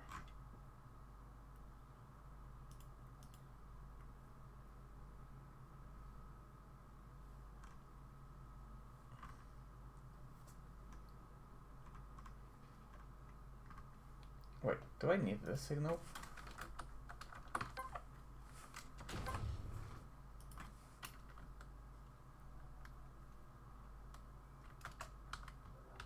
No, I don't.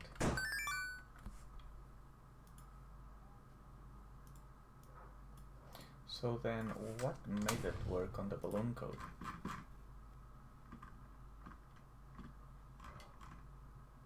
Oh wait, it was on the level code. Balloon popped 0. Well, I guess I can quickly do that here. Maybe on the end of ready. Then just okay. And then game dot emit signal balloon popped 0.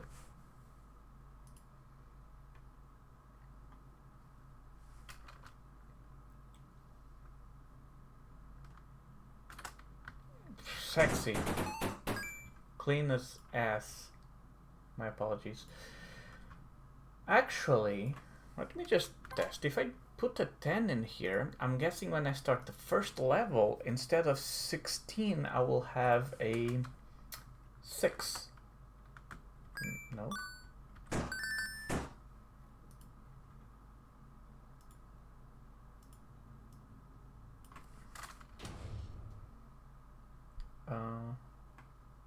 Okay. I mean...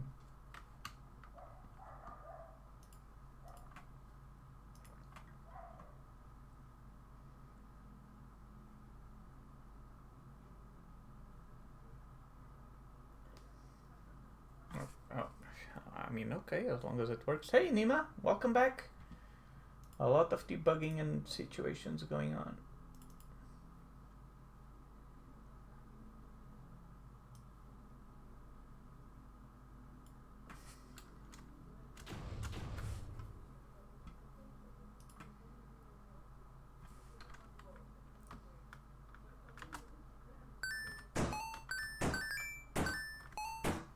Okay, I'm getting errors here. What's going on?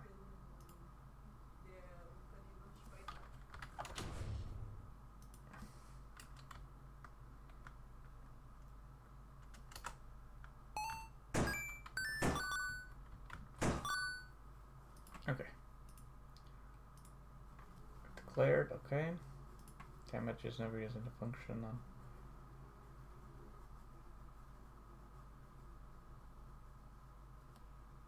If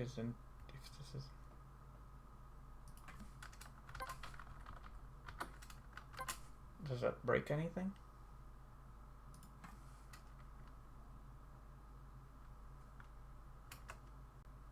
I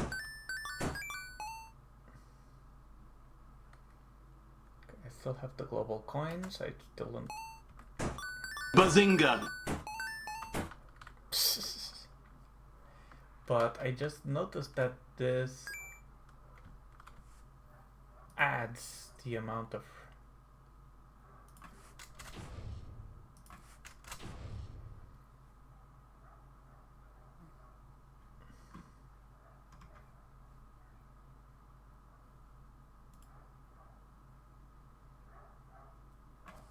Let me see if the same issue will happen.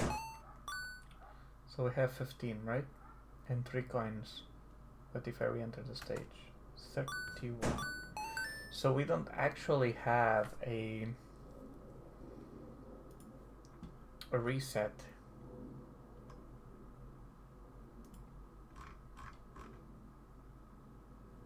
I think it's the level that manages.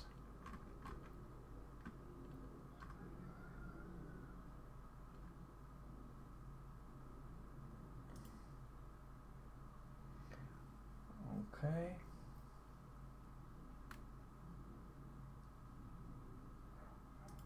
Player.level 1.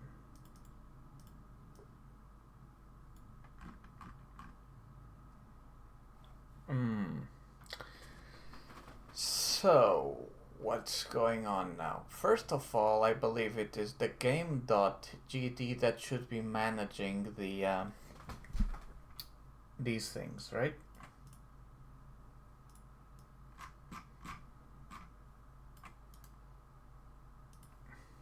Okay.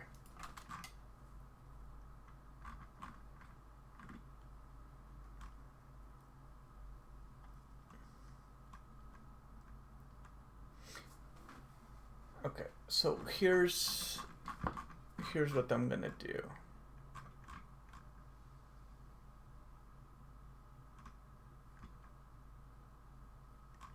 I'm going to remake this code so that it is more future-proof. So this is gonna be a bit boring. I'm going to be copying a lot of text, but here we go.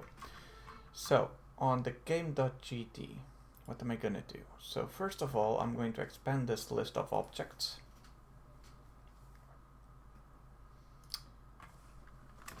I'm going to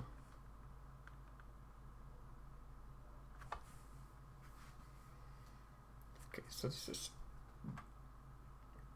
I don't even know why it has a group, but okay, so 0 is a scene.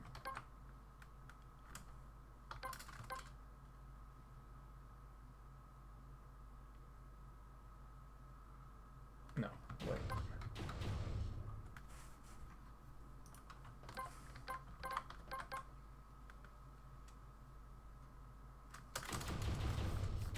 Okay. No, okay. Global counter, singletons, bone, level complete, level GT. Okay. So let's see the code for the level and see what it recommends.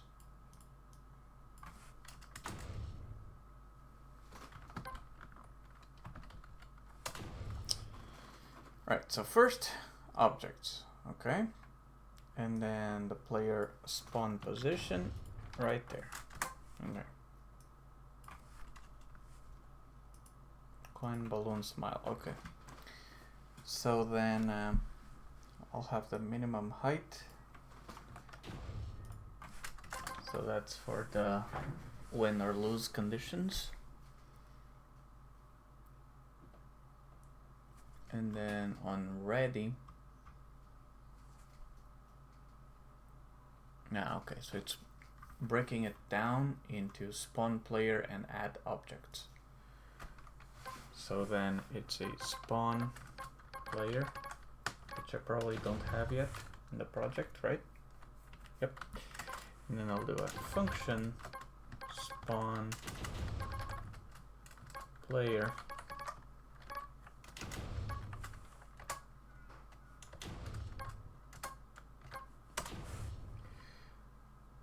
which I'll probably just get these things.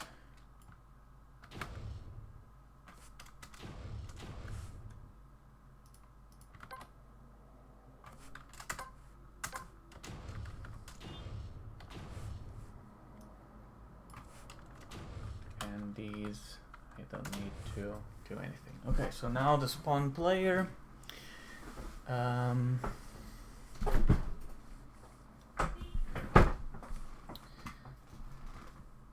Instant player instance equals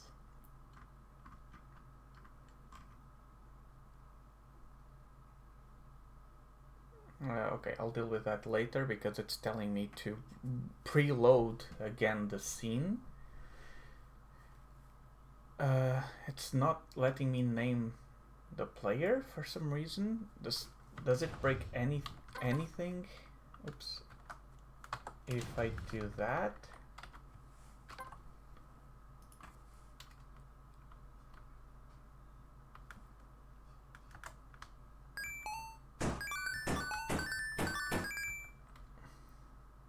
I guess not. But I still have the extra balloons being added. Okay, because I'm going to have to deal with the fact that I need to do the... It's lagging? I'm not sure, man. Sorry. I don't have any stats here to indicate that... I mean... Actually, I'm not sure where I can watch the stream quality. My apologies. Let me know if it continues to be too bad. Okay, so as I was saying, I'm going to need to do the level finish and the losing and whatever to work properly and send the signal so that I can reset the counter, so I'm not going to worry about that yet. Okay.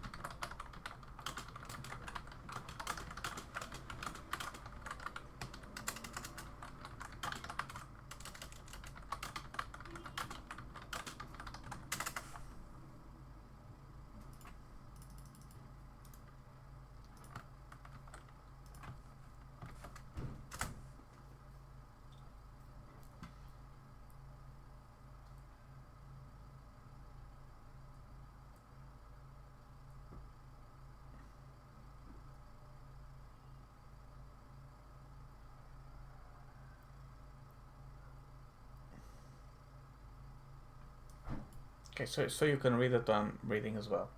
So I gave it the code and I said it's different from what it told me again, because this code that ChatGPT suggested has just 0, 1, 3, 4 instead of naming them like balloon or coins or whatever, right? And so I just double checked. So text to keys, balloon, pros and cons. Human readable. No need for enums, just to remember that 0 equals balloon. Easy for small, medium projects. Harder to iterate programmatically if you rely on IDs like tilemap IDs. Slightly slower if you do hundreds of lookups per frame. Negligible for my project. Numeric ID keys 0, 1, 2 pros and cons. Matches tilemap IDs directly. Easier if you want enums plus dictionary combo for cleaner code. Less readable. Must maintain a mapping somewhere for clarity. Recommendation for your game. Since your levels are tilemap based, using numeric IDs is a bit cleaner when reading. Get cell source from tilemap. But if you prefer readability and you won't have hundreds of object types, sticking with keys like balloon, coin is perfectly fine. Okay. So that means then that if I use text, I need to do different lines for each object I want to spawn with that code, whereas with ID it's all basically automagical. Is that right?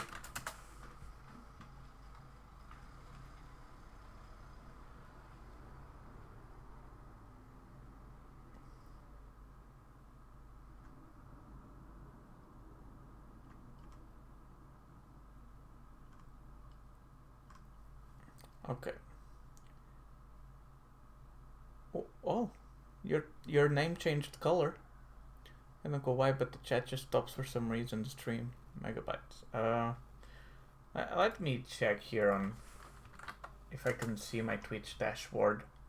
Oh, I just opened Twitch homepage. This is probably gonna get weird. Okay, creator dashboard. Stream manager. Okay.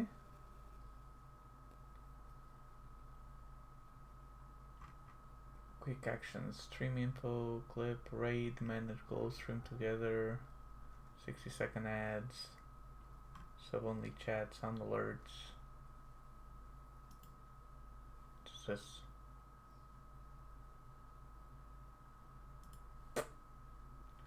Yeah, but it seems like it's good. I don't know.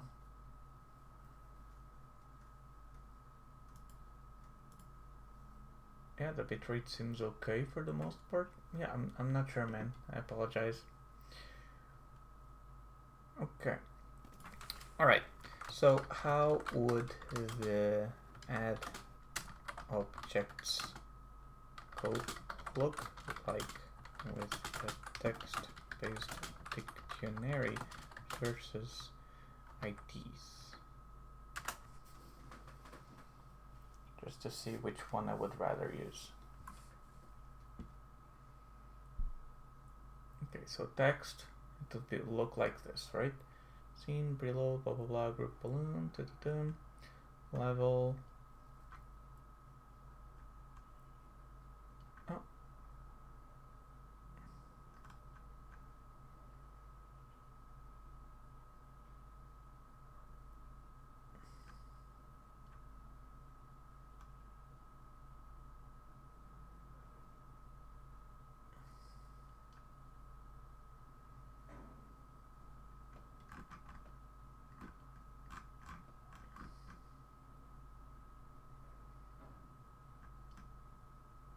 That would basically be the same, right?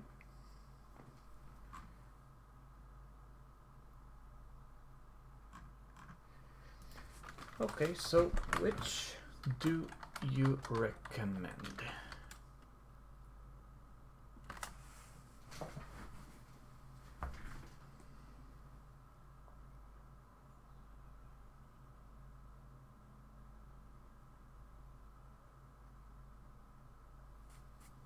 Okay, can you give me the clean code for game.gd and level? By the way, I have a different script for the RNG level with the RNG creation. Should I keep these two separate or combine the whole thing into one level RNG into one level script, which may or may not have RNG or make the RNG code separate and just call it if it is an RNG level.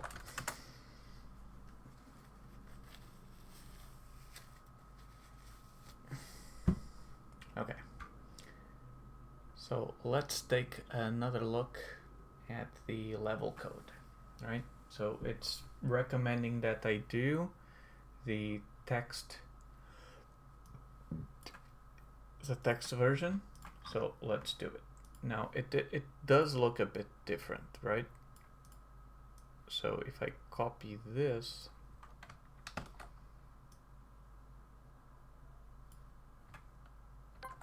it's going to look like that.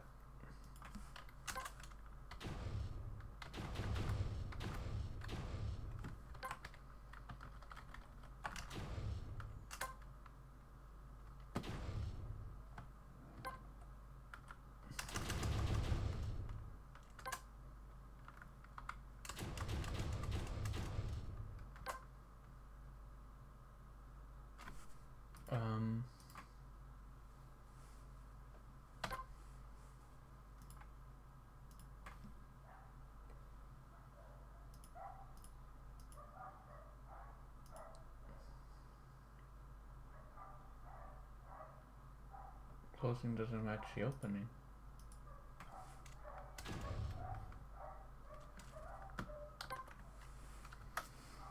Okay. Alright. And then total balloon HP, balloons pop, level complete. Balloons pop damage equals 1, minus, blah blah blah. Okay. Reset level balloon count. Count popped equals 0. Then this refreshes the HUD.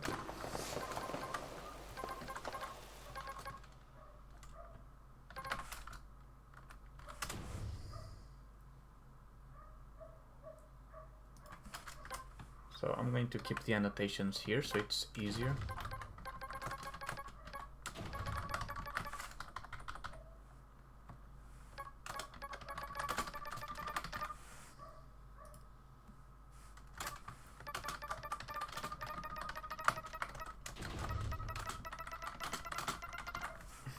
Okay. All right, and now let's clean up the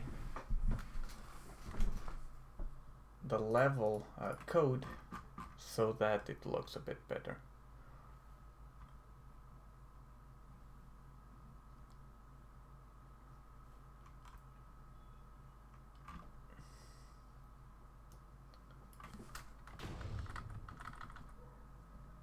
So there we go.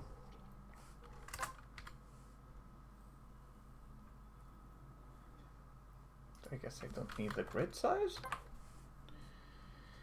Okay, let's go line by line.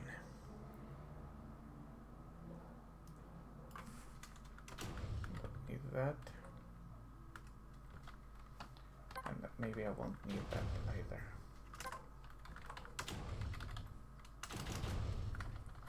Okay, so on ready, spawn player and add objects. That part is good, right? So then here, what it is suggesting is that I just call it directly from the here itself. I don't need to have it loaded. I guess that can make sense. I don't see why not. Oh yeah, you're right. I did forget to appreciate that this time. And then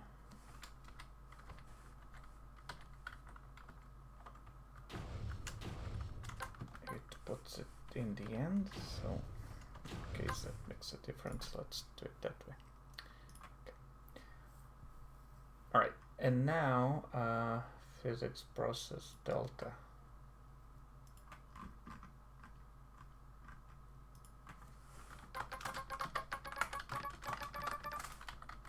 Okay. Oops, I already had it there. I don't know if you can hear, but every time I type or do backspace or whatever, I do hear a sound. So I don't know if I can change the add-ons. Let me project settings, plugins, edit.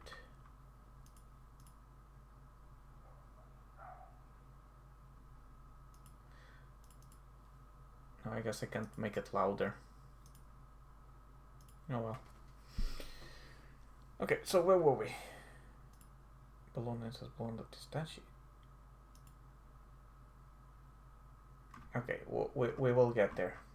Just a sec. One thing at a time. So spawn player, physics process, I'll leave that as it is for now. Now let's go at the add objects thing, right? So it's going to create a variable. Okay, so first of all, used cells get used cells. Okay, so that is in line with what I have. I don't need this. Var total HP equals 0. And then map tile IDs to text keys used for tile map. Game.objects. Alright. So then what we're gonna do is var ID to key. And then I'll put 0 is balloon, 1 is coin, 3 smile, and then 4 is big balloon, and I'm gonna need an equals here. Okay, then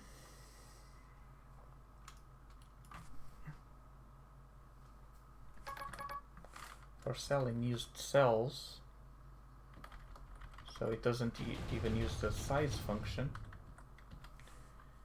What I'm gonna do is create a var called tile ID equals objects dot get cell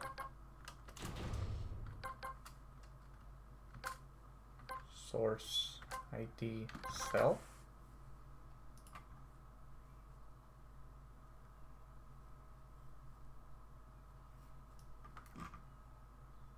I'm just gonna comment out this whole thing just in case before I delete it. Double comment, there we go. And then if not ID to key dot has tile ID.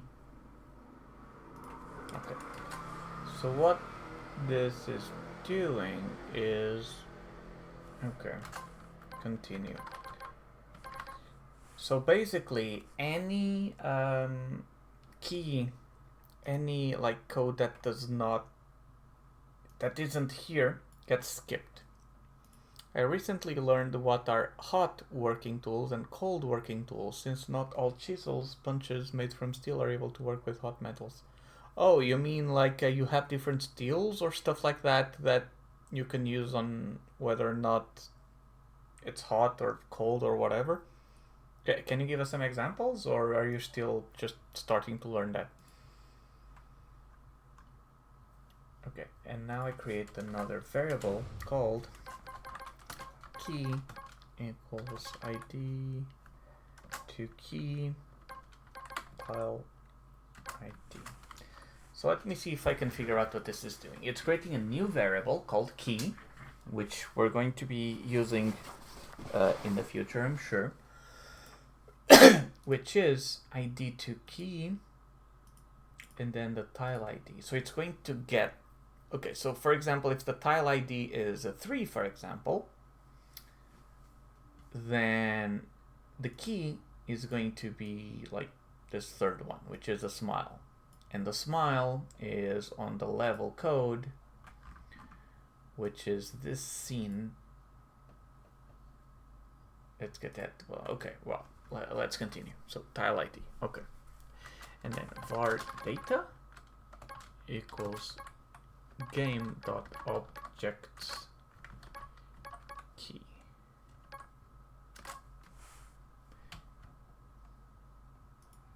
Okay, so the game object's key will be this one, 0, 1, 2. Yeah. Okay, game object, and then it's going to do one of those, I guess. Okay. And var instance equals data scene. Why does it instantiate? Add child instance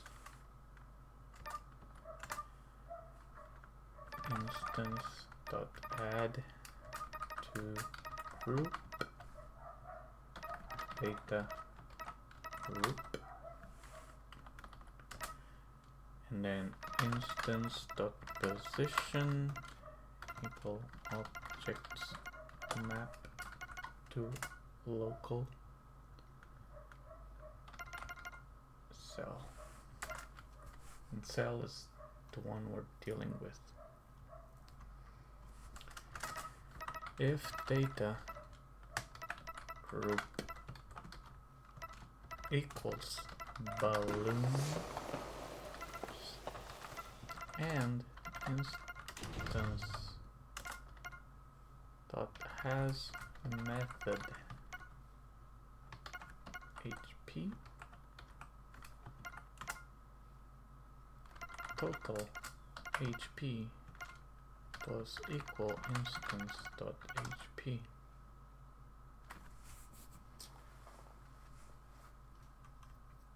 And then objects clear, game reset, game dot reset level balloons HP total HP. I think that will work, logically speaking.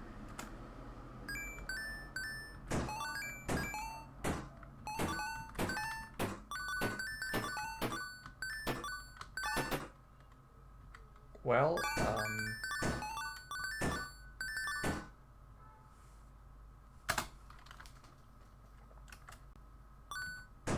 showing it was 0.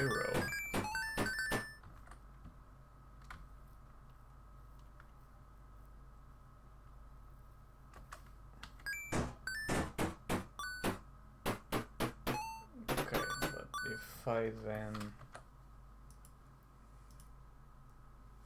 Okay. Alright, so, let's see.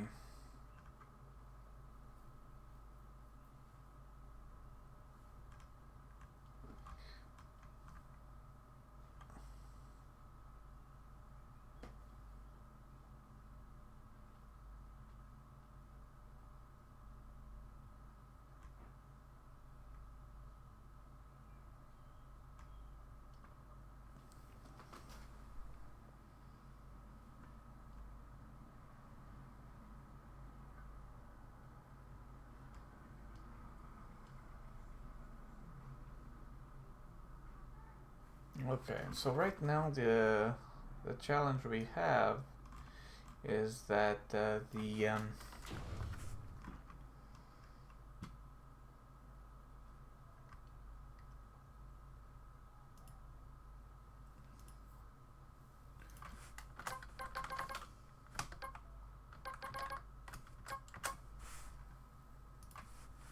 what's the total HP gonna look like?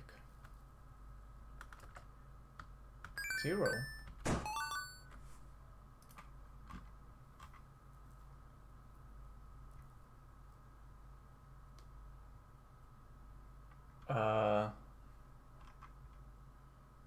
Weird.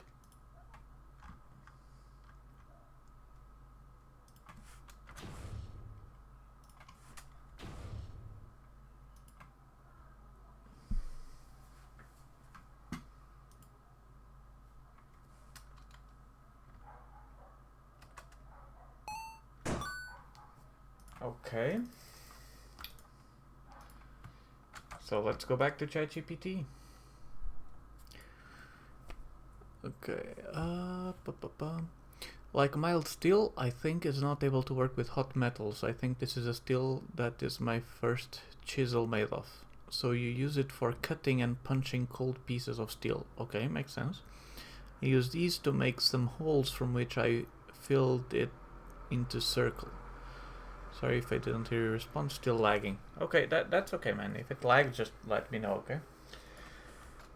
Alright, so everything is still spawning fine, but now the remaining text still shows all popped. I check what the total HP is after that code, and it shows 0. Here is also the balloon code.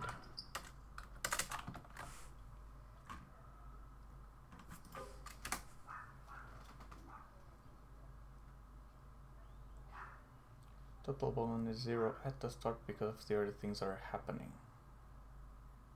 In your level GD. Okay, so far, let's go to the level GD.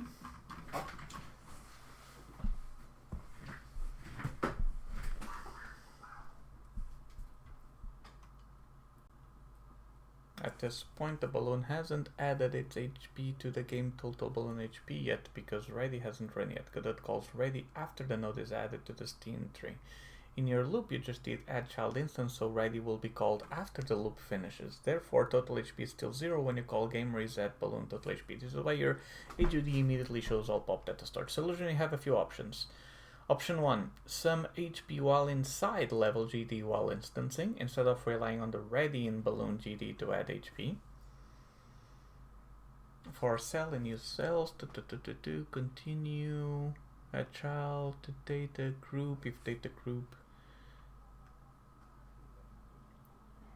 total plus HP, then at the end game reset, guaranteed correct total start. Cons, ready in balloon will also add HP double counting. Fix remove game total ready in balloon. Keep balloon GD adding HP in ready. Remove total HP summing in level.gd. Delay the HUD update until the first frame after ready. Yield get 3 idle frame. Oh, okay, I need to do probably the game dot emit signal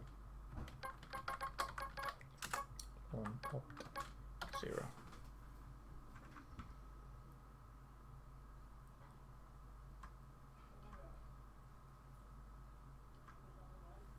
Okay, and on the balloon I also have some redundancy where if popped. Okay, I can remove that. Remove this line from the balloon. Okay, so remove this one from the ready function. Okay, make sure the level GD sums HP as you already do and then calls.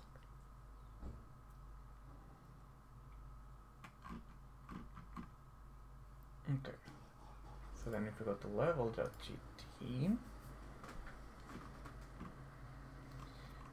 continue. And then for key ID, tile ID, game object key, data scene instantiate, add child instantiate, instance group, data group, instance position others map to local cell.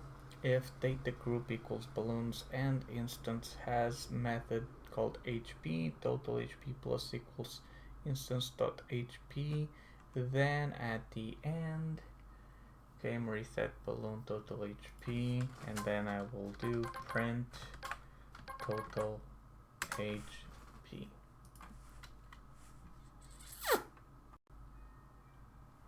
Mild still sucks for hot working tools. Yeah, everything has its time and place. No, it still shows up 0.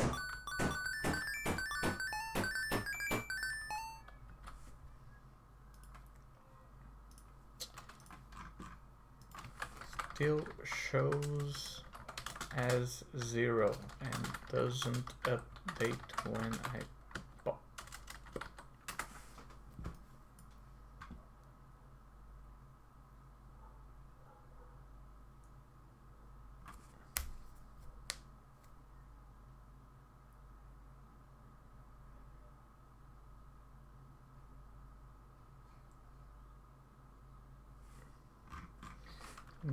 No, when I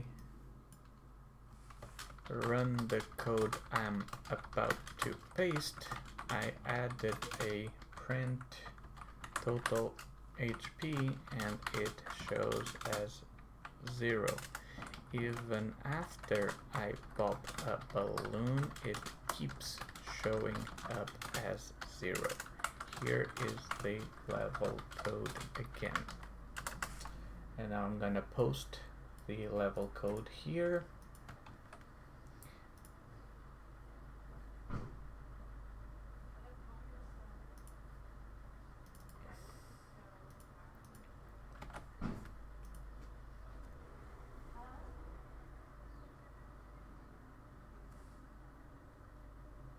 how you're trying to sum the balloon HP. In AND objects, if data group equals balloons and instance has method HP to instance has method HP checks for a function called HP, not a variable HP, but in your balloon.gd HP is a variable, not a function. So has method returns false and total HP never increment. Makes sense. Check if this has the variable or instance.hp directly. Okay, if data group balloons and equals balloons and HP in instance, or more robustly, if data group equals balloons and instance has meta. In works in just instance HP now actually reads the value of the balloon. Okay, okay, makes sense. And so and HP in instance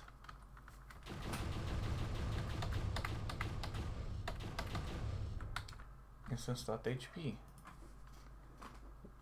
That should work. I also thought it was weird, the method thing. Yeah, there you go. Works perfectly fine. And now I shouldn't have the problem of it not restart. Yeah, correct. So now the coins remain that way, but the balloons reset on each time, and if I pop each balloon,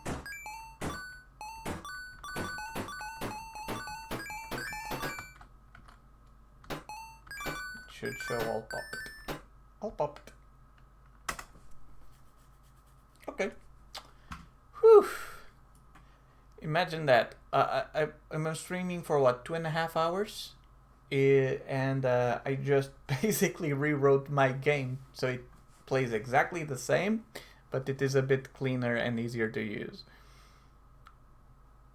So what I need is tool steel that can endure the heat of steel when working with it. Yeah.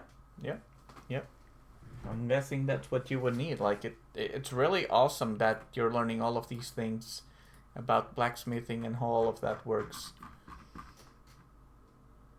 Good job, man.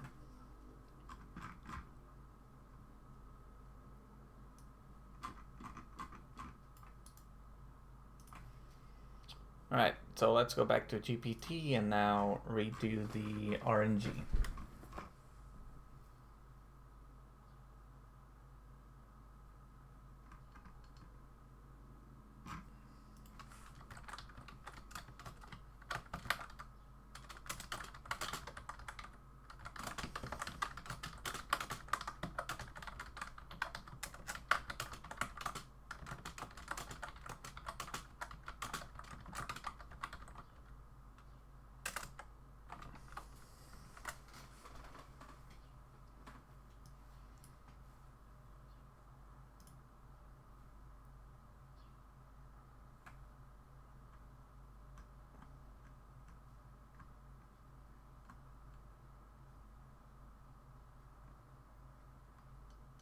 Okay, create a new totally separate, can be reused by any RNG level.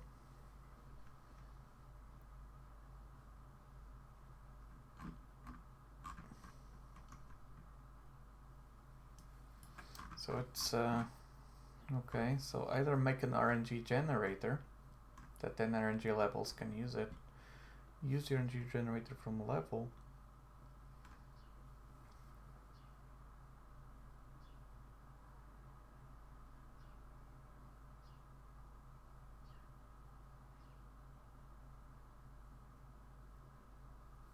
Okay. Optional enhancements. You can extend RNG generator to also have minerals, terrain, grass layers like in the original script. Keep object position consistent and even expose blah blah blah. Okay.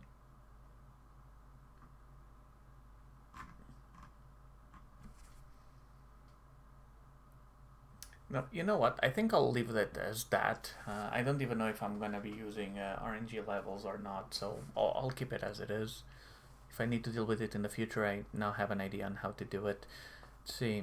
And then I'm gonna need high carbon steel for stuff like swords, knives, and other blades. Yeah, that sounds really exciting, man.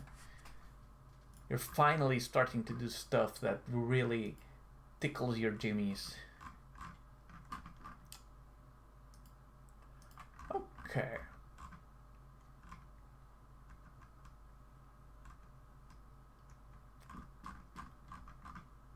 Okay.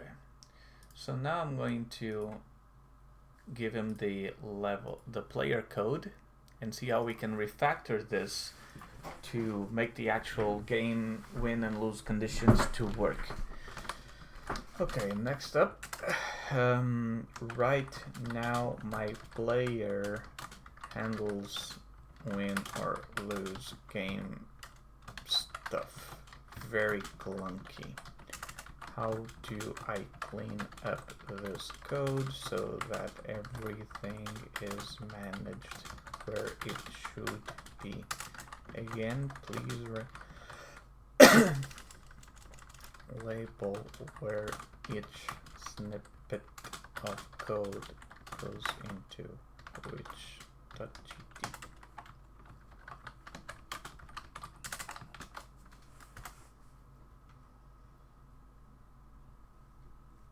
There are kinds of steel that are marked with numbers like 1060 and 1095 are high carbon steel.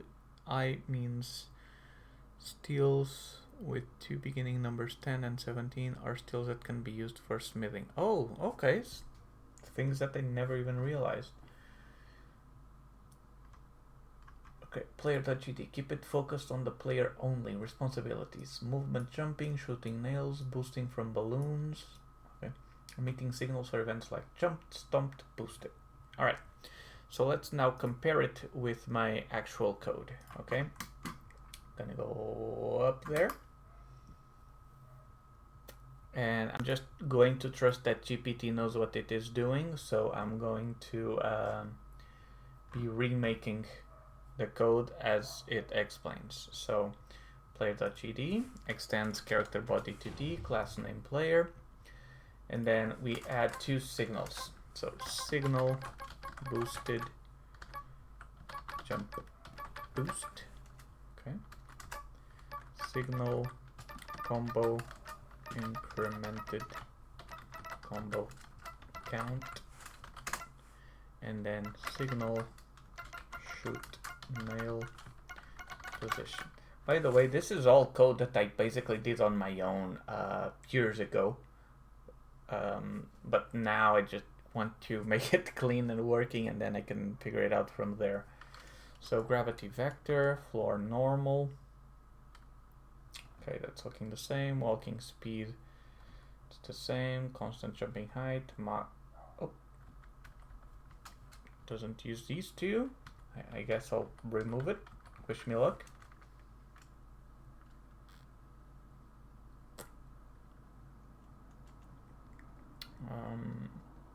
Yeah, doesn't use size either.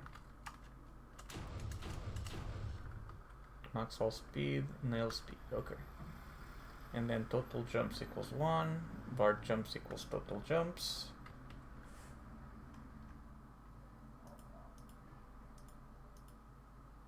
What is the sprite 2D?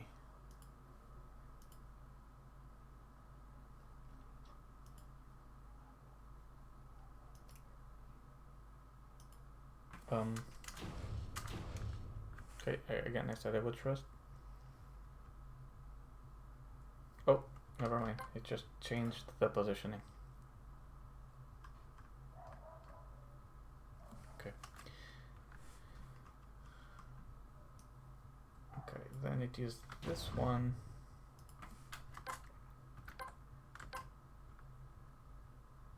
For linear velocity vector 2, bar nm equals nothing, bar combo equals 0, bar current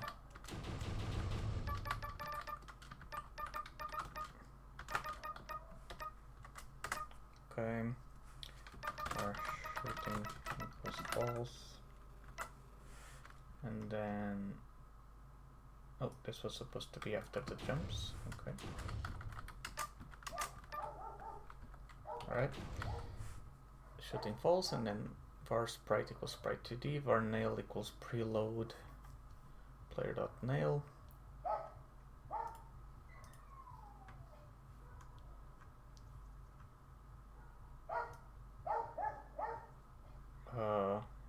not using shoot, time, or burst. Okay, let's just clean this up. Wish me luck.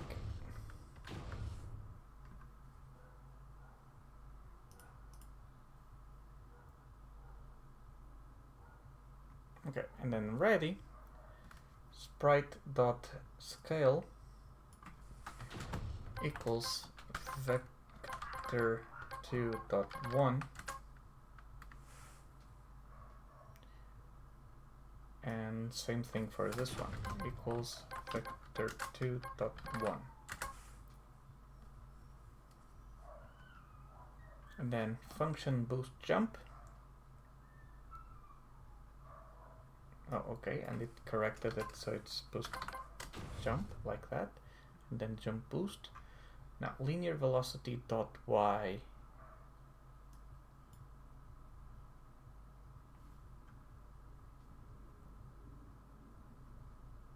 Okay.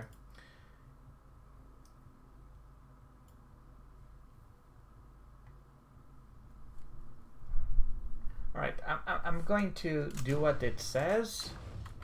I think it's not going to go the same way, because the way I did it is I first it set to 0, so that if you're falling quickly and you double jump, you basically gain the whole speed of the jump.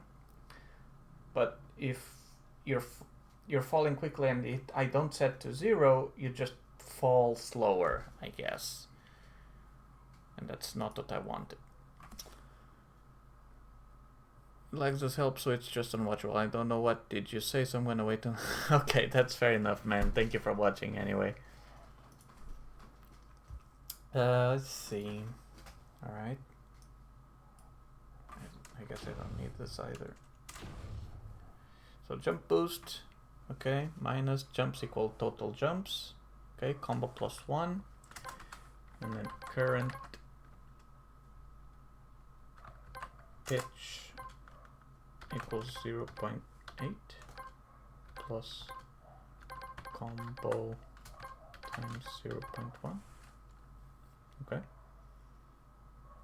And emit signal boosted jump boost emit signal combo incremented combo,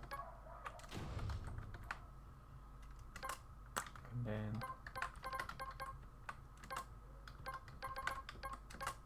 pitch scale, current pitch, and sound effect dot play. Okay, so then I don't need a play audio function. Got it. I don't need, oops,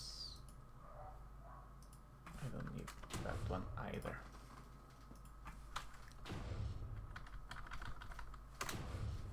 Okay, now play audio, it's gone.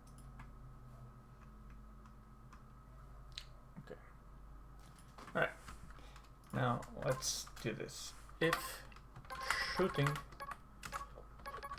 return.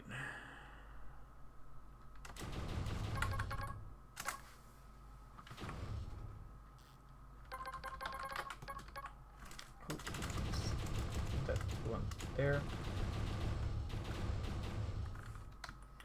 Shooting equals true, and then for I in range.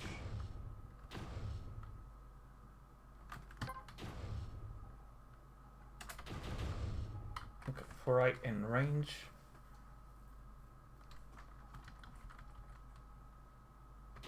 Three. Oh, it's hard coding it.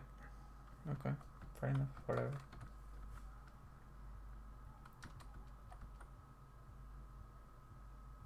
So nail equals nail.instantiate, okay. Nail.position equals sprite 2D nail shoot as marker 2D dot global position. Nail dot add collision exception with self comes first.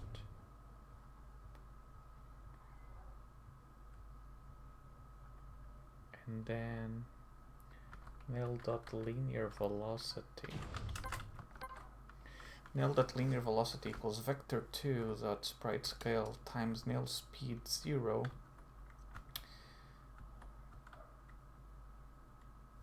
I guess I don't need the Y position.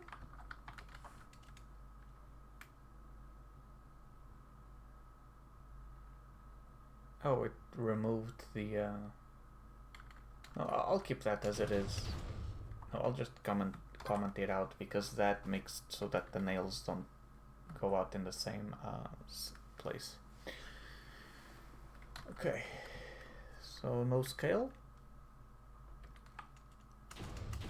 Okay, and get parent, add child, nail, await tree, create timer 0.5, time out, and then shooting equals false. I don't need the pass. And now let's go to physics process delta. I'm guessing I'm not gonna need any of these, right?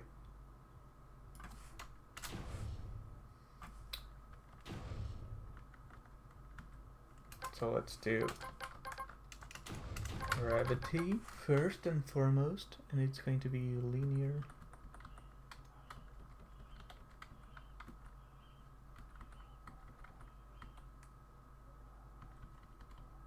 It's very different from what I have here. So I'm going to type it here, and then you can see how different this is suggesting, right?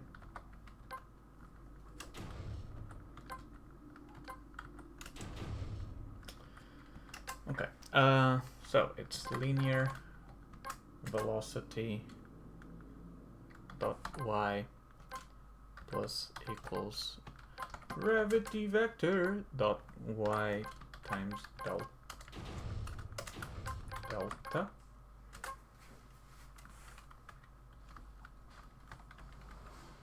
And then linear velocity dot y equals minimum of linear velocity dot y max fall speed. Okay.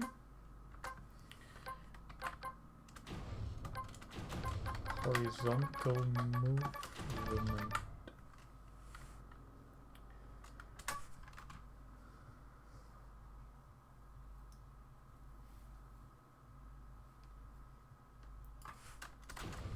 Okay, and then target speed equals 0.0.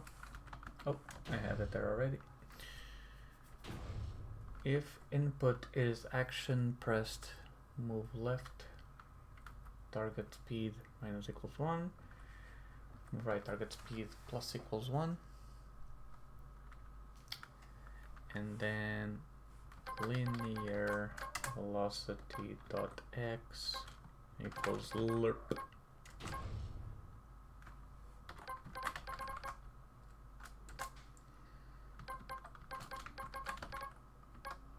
Target speed times floating speed 0.1.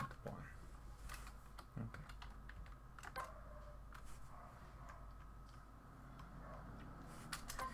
And then jump if input is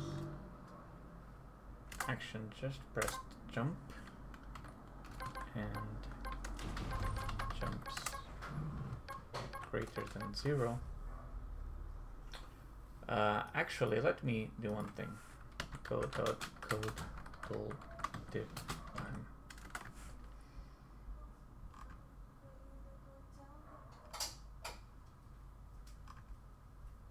Hey.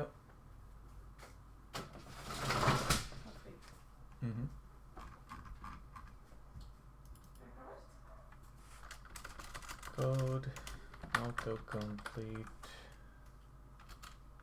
time.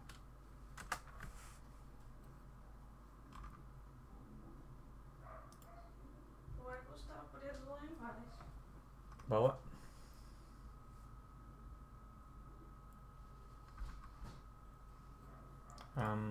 Can I do this in the engine? No worries, man. Thank you for being here. Bye bye.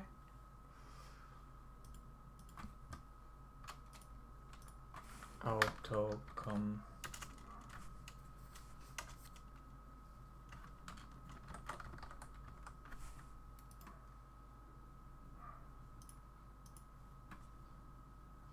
Okay.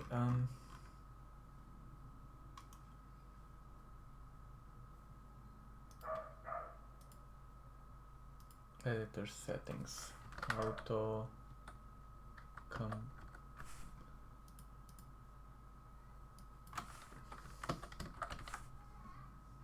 Ah, there we go. There we go. Okay, that's what I was looking for, because I want the autocomplete to be faster. Because I think that really helps. Okay, so and jumps greater than 0. Linear velocity dot y equals minus jump height. And then jumps minus equals to 1. Alright.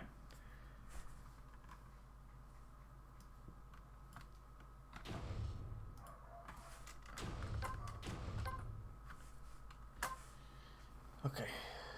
Now let's see. And then let's do the stomp.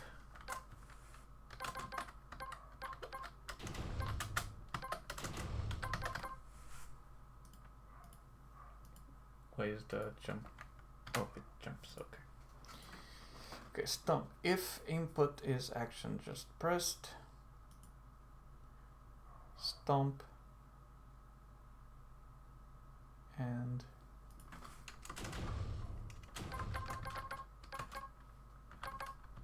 so they have an actual function for that, and not is on floor.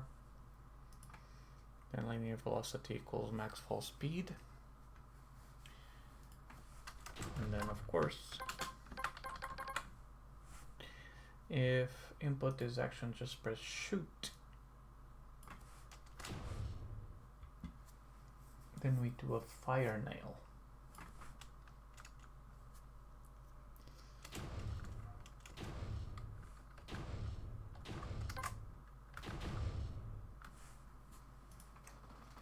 Okay.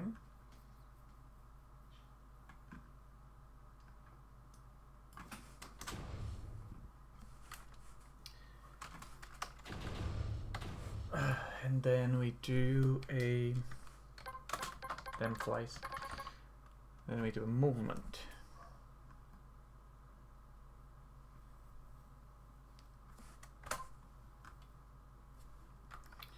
So set velocity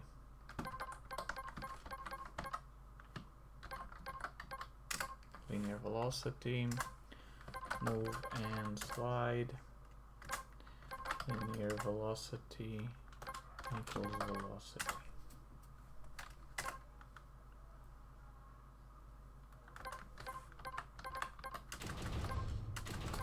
Animation.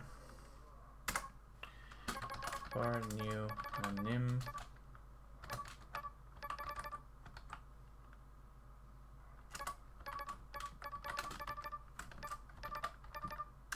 If not is on floor.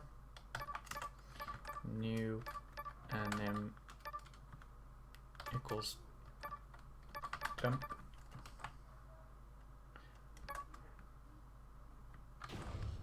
Elif apps.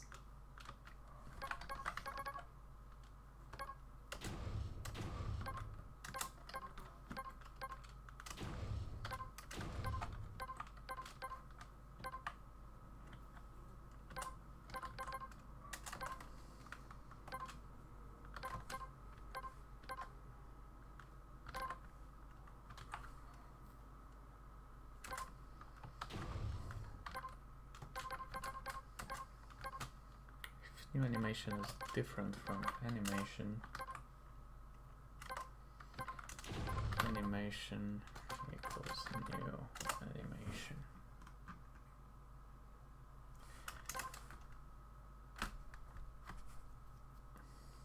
And then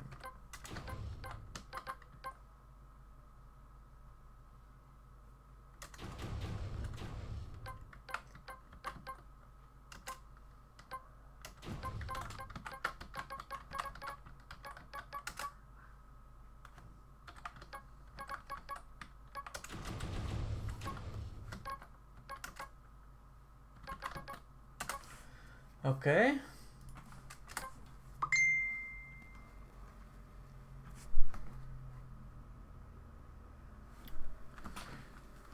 So reset jumps and combo and landing. If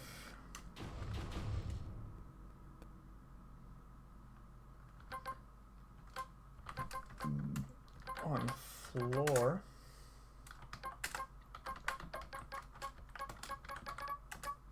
jumps equals total jumps, combo equals 0, current pitch equals 0.8, and then emit signal combo incremented.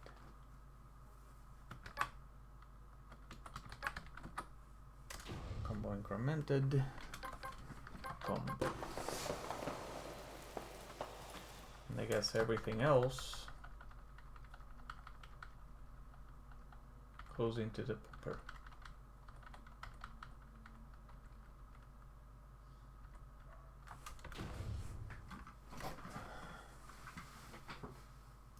Okay, not too confident this is gonna work too well so far, but let's see what else it's gonna do. Okay, now the level is the one that's going to handle the winning or not, right? Okay, so objects, player spawn, win height, lose height, far finished equals false. I guess I didn't need that grid size. Why are there so many flies here? Okay, spawn player. Spawn player, player add entrance, and then connect signals to HUD.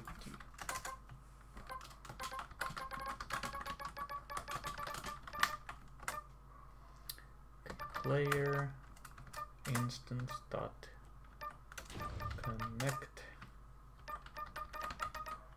boosted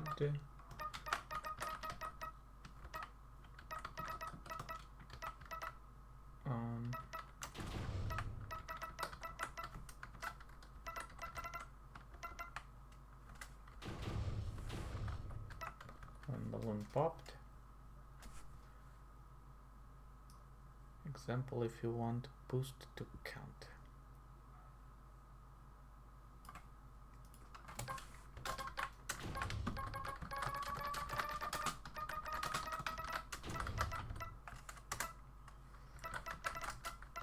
Instance.connect combo incremented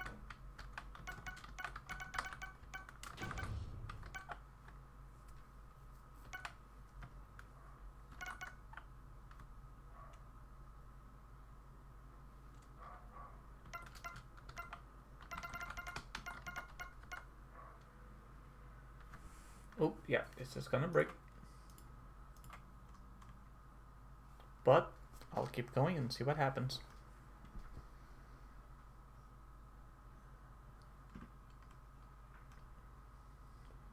Physics process delta.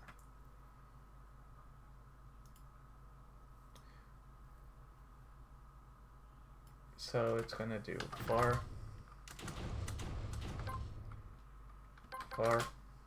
player equals get node player. Oh boy, it's not gonna work well.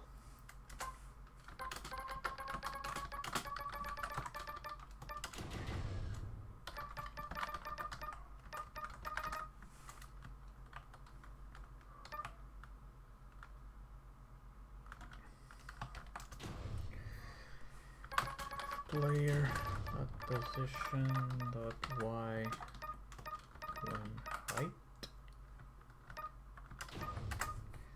then finished equals true,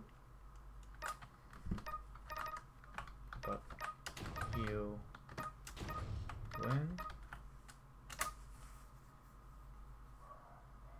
Identifier player not declared in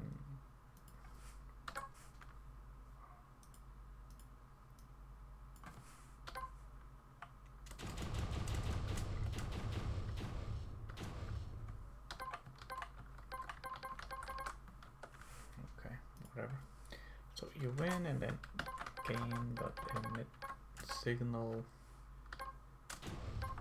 level completed. Else if player.position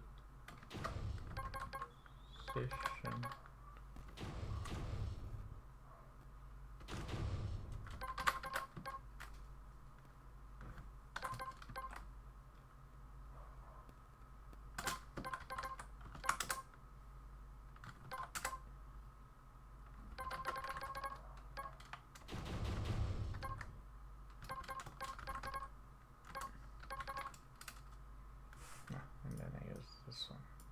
No? Okay.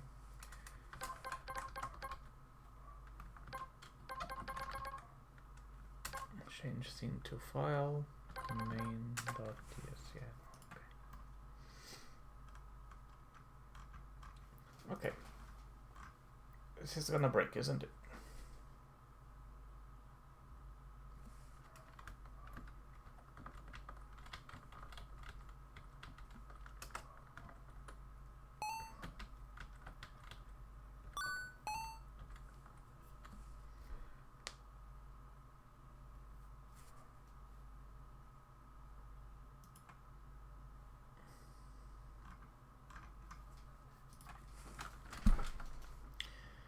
Okay, so you broke a few things.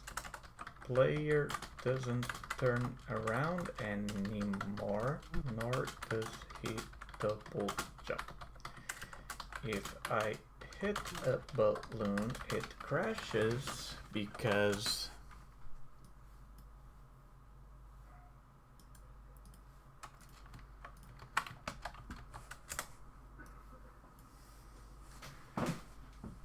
I mean, it is a much cleaner code.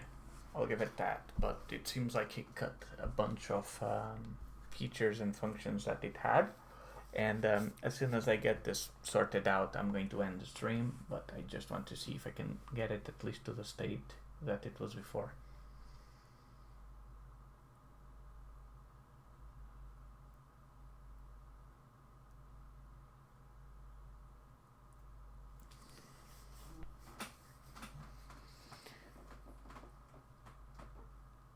I broke compatibility when I renamed boost jump to boost underscore jump and simplified some movement code. Below is a drop pin, fix player GD that restores double jump behavior, fixes facing sprite flipped, responds to input not just velocity, restores the boost jump body API so your existing balloon code boost jump boost will no longer crash, keeps the player focus responsibilities only movement jump emit combo boost signals, but also keep the old AGD call if present so nothing else breaks. Keeps level 1 behavior as an old input handling intact.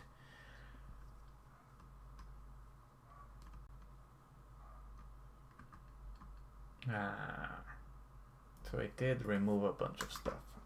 Let's go over it again on the player code. So let's see.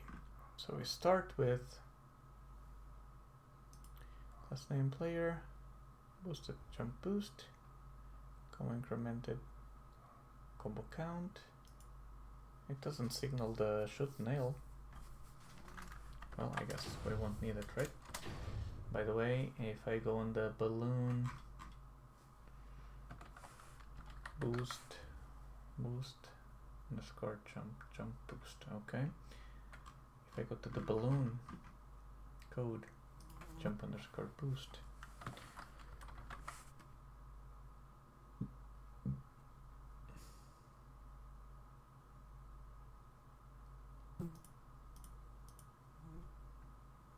boost underscore jump, so boost underscore jump. Let's try this again, just because I do want to keep the casing.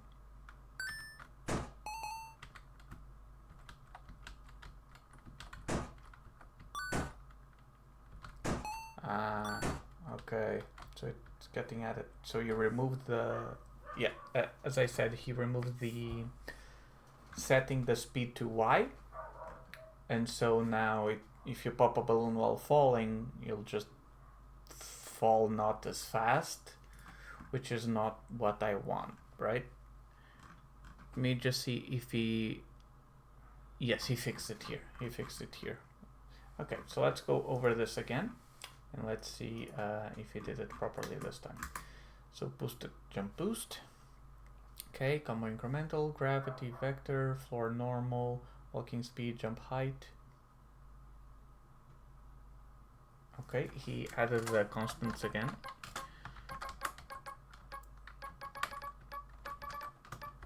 Equals 0.25.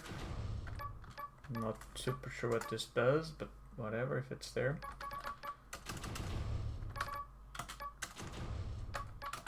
Const.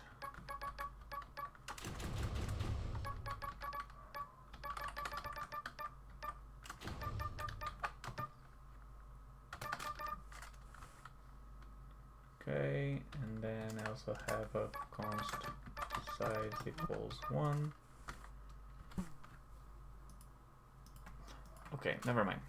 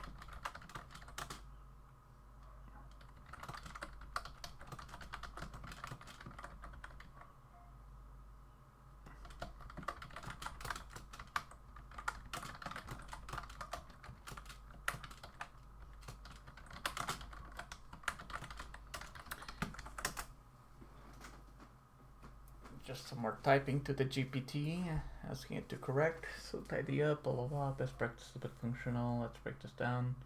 Okay, slope slide stop. This is a leftover from Godot 3 move and slide, where you could stop sliding down slopes. Compound is built in the character body. The constant is effectively unused unless you manually call slide on enable. If you're not doing slope physics. Sliding chain equals 10. This was just a threshold for when the sprite would flip or switch to run animation. Since we're already flipping immediately based on input, you don't need it either. Okay, yeah, exactly. So it was giving me now more clunky code since it was trying to play it safe, right?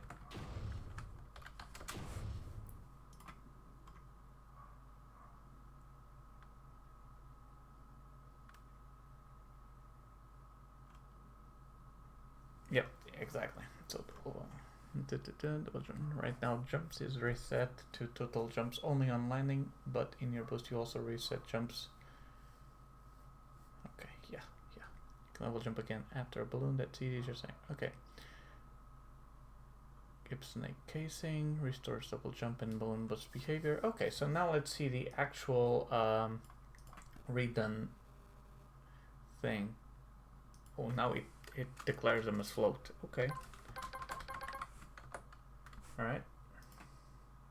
So, and then combo, incremented combo count, int. Vector 2.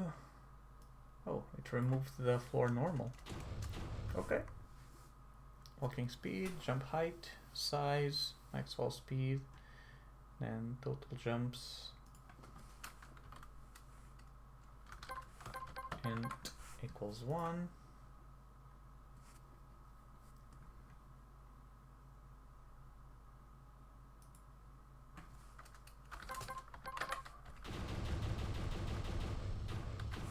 That's odd, but okay. On ready var sprite 2d equals on ready var sprite equals sprite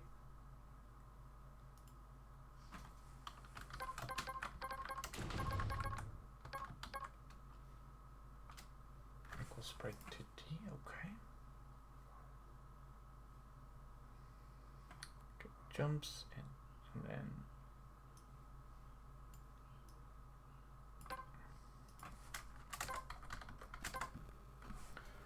jumps in, var sprite to D,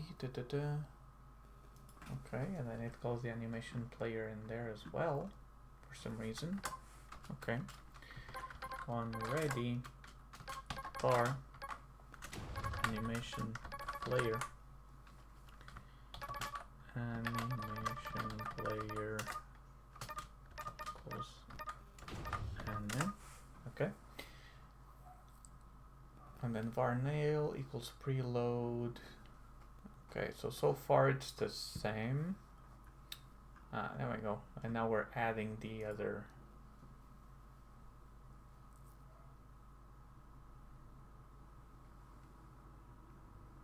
Okay, so now it does var shoot time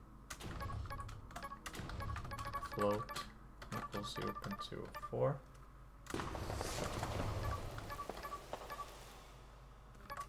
Actually, let me test one thing. This is not gonna break, is it? I didn't try shooting.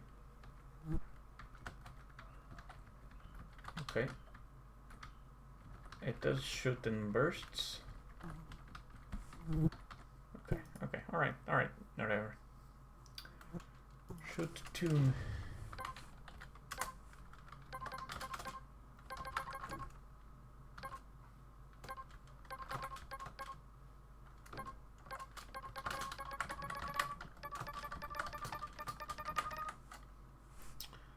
False, and then var level 1 bool equals false.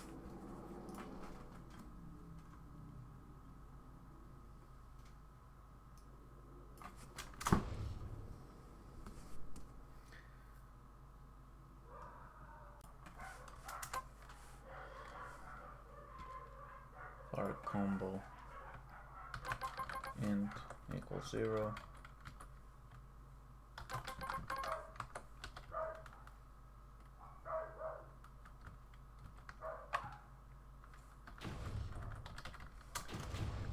Okay, and then linear velocity vector 2 equals vector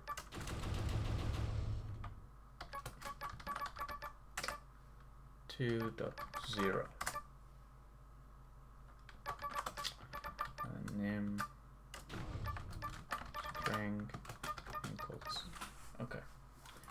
So level 1 combo int current pitch linear velocity Okay, ready.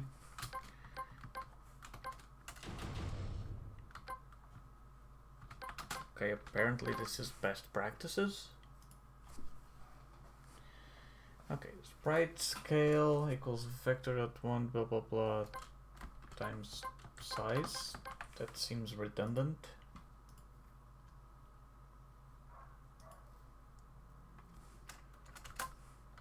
Jumps equals total jumps.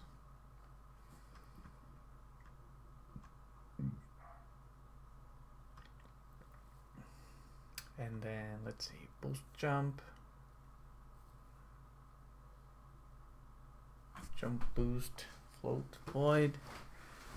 Okay, so first it will reset the vertical velocity, so linear velocity dot y equals 0. So it first resets, and then it does the jump boost.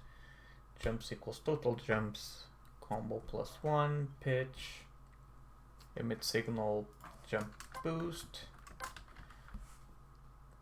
combo incremented, and then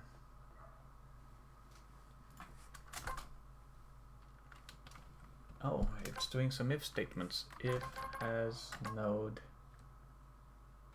AGD. Oh, I need to go to the bathroom. AGD update combo,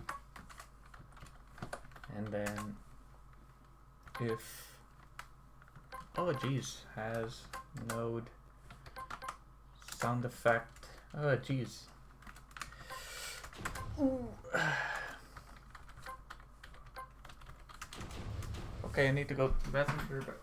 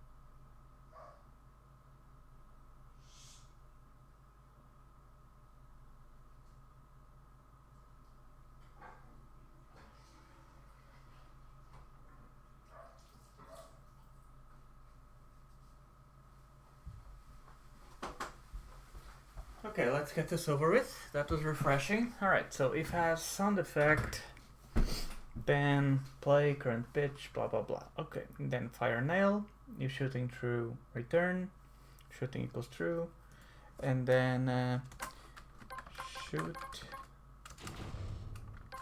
time equals 0.0. For I in range burst, nail instantiate nail muzzle.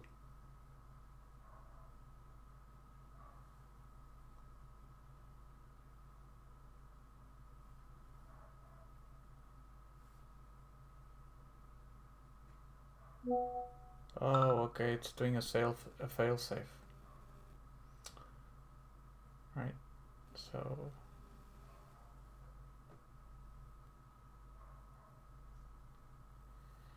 global position, okay, and then nail dot add collision exception itself, nail linear velocity sprite scale times nail speed times 0.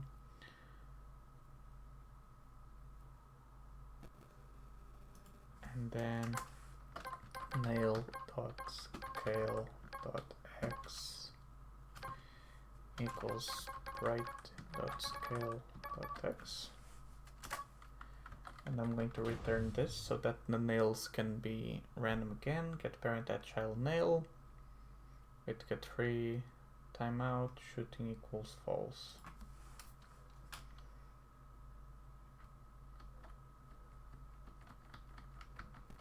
Okay, so the original positioning is there.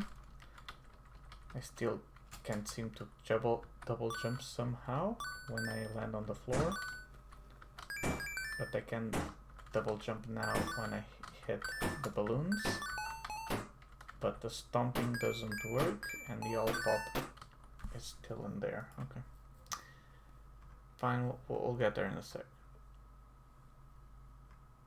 Okay, if not level 1,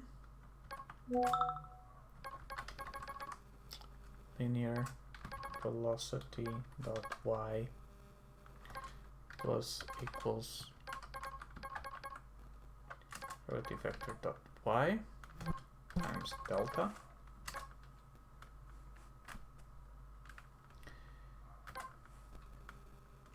else linear velocity dot y equals 0. Okay.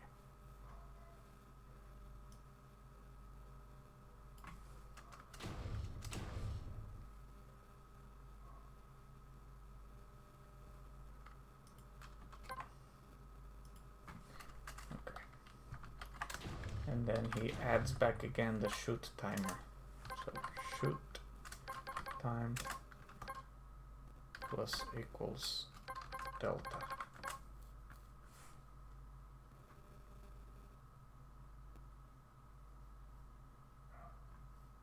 Oh geez, okay. Oh boy, okay, so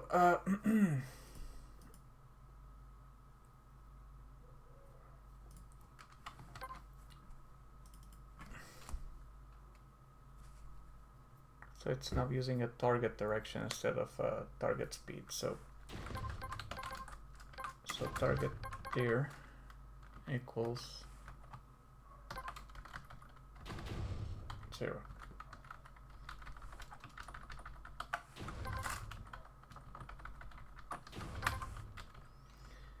And then if input is action pressed, move left target direction -1. If right target direction to the right. And then they don't use the lerp. Okay. And now flip sprite immediately, he says. So, oh, maybe I can do that here. So sprite scale dot x minus equals minus size, and then sprite dot scale dot x equals size.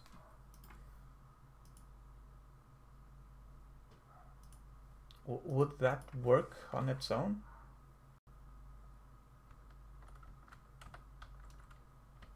No, I can't move now. Why not?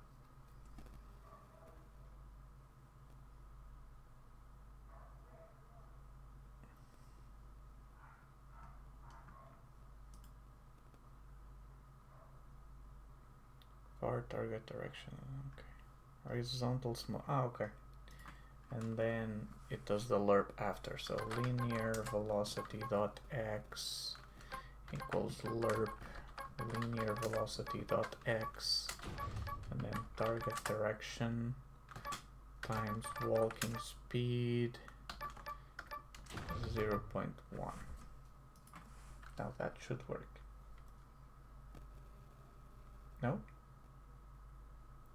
Can I convert 2 from argument 2 from int to float?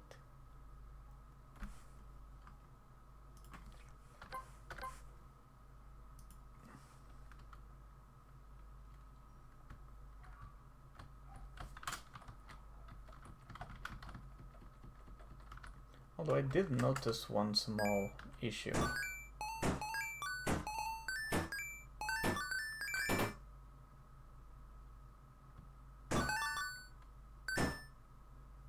Which is, I don't think there is a limit to the to how fast you fall.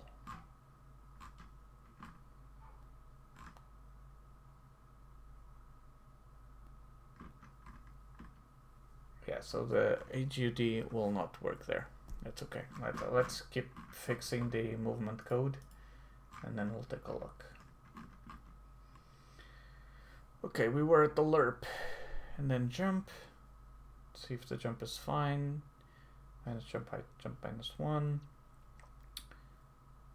If stomp and is not on the floor, then max fall speed. And then fire nail, clamp fall speed. There you go.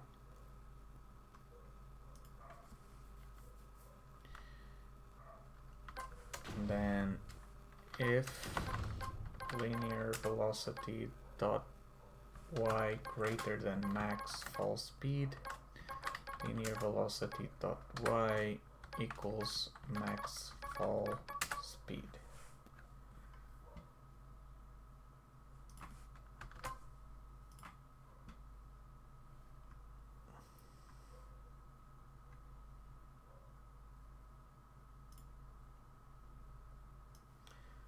Okay, this is a bit different, but velocity equals linear velocity. Then move and slide, linear velocity equals velocity. Okay. Alright. Animation, new animation, idle. Is not on the floor. Or level 1. Okay. New animation jump. Elif. Absolute linear velocity greater than 1. Triple threshold for running. Okay. Then run. If new animation is different. If animation is different. If new animation is different animation. Animation equals new animation. Animation. If an player. Okay, that's working, so whatever. And then if is on floor.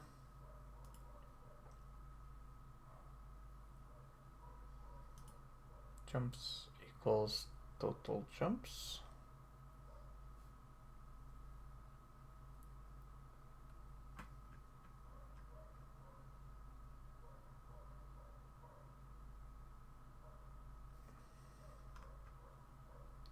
Okay, does it work now?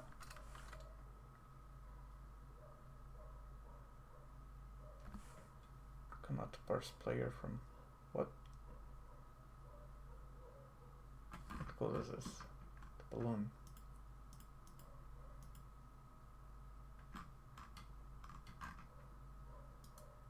Okay.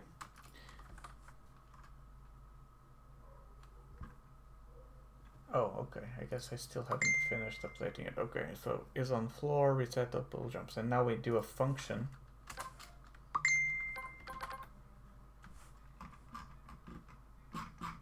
called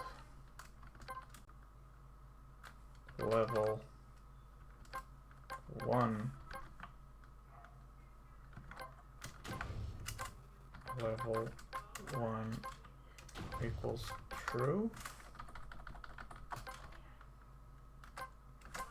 and then function input event if level 1 and event dot is action pressed jump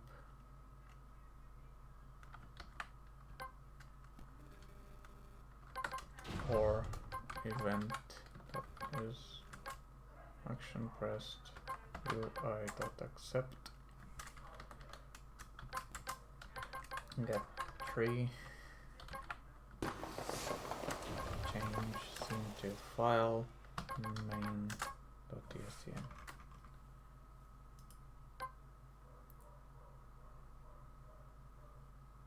Okay.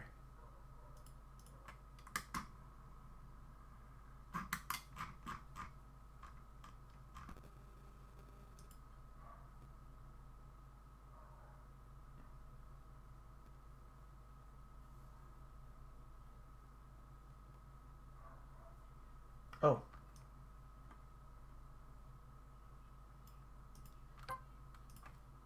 Okay, does this work now?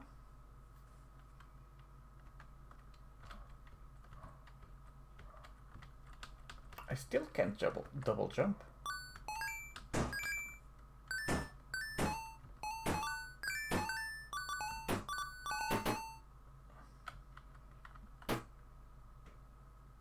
I can't double jump, I can't win the stage either, and I can't stomp.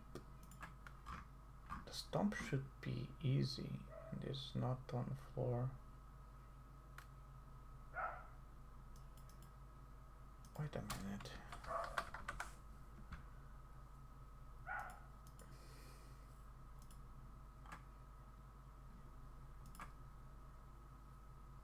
If is on floor.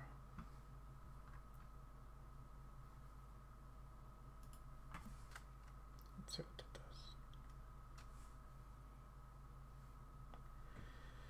Okay, I'll rewrite this code to be like the one exactly as it says here. So if combo is different from 0, combo equals 0, and then, oh wait, if has node HUD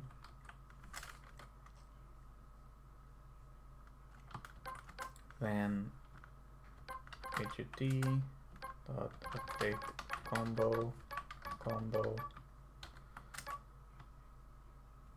and then emit signal, combo, incremented,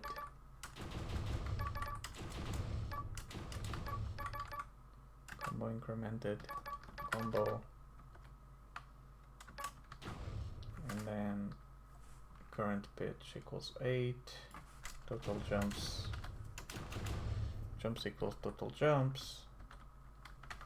I already have that one. Okay. So far I can move, I can shoot in any which way.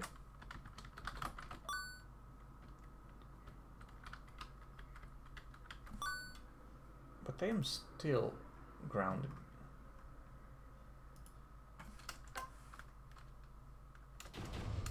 Wait, does the combo reset? Or does it ever start?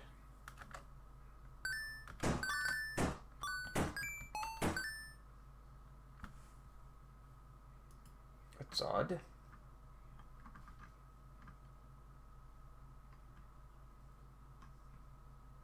Why does the oh, wait a minute.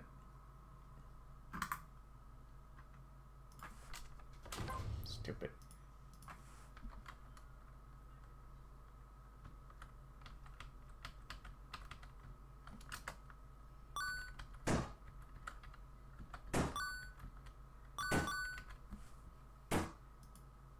Wait, does the balloon increase?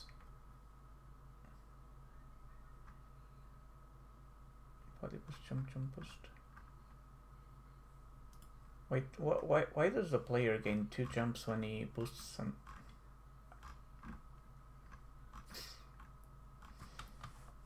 Okay.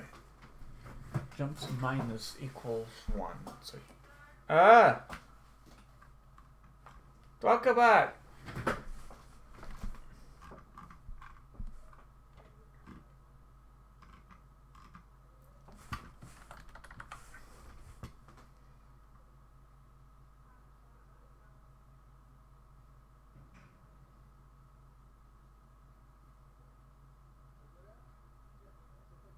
Oh, I see. Okay, makes sense. Makes sense.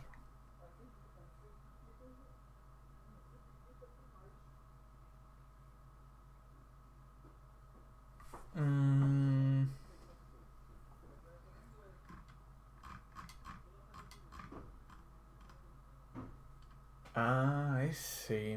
I see. I see. Okay.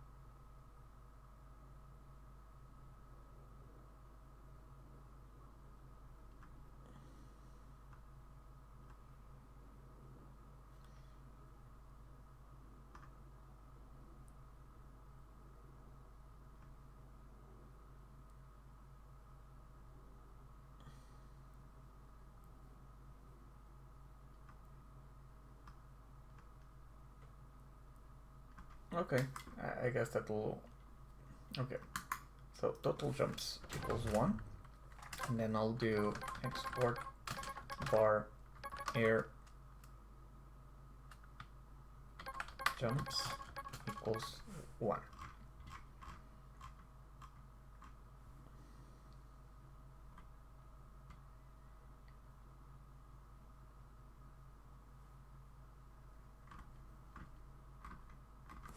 Oh jeez, this is gonna take. Oh man.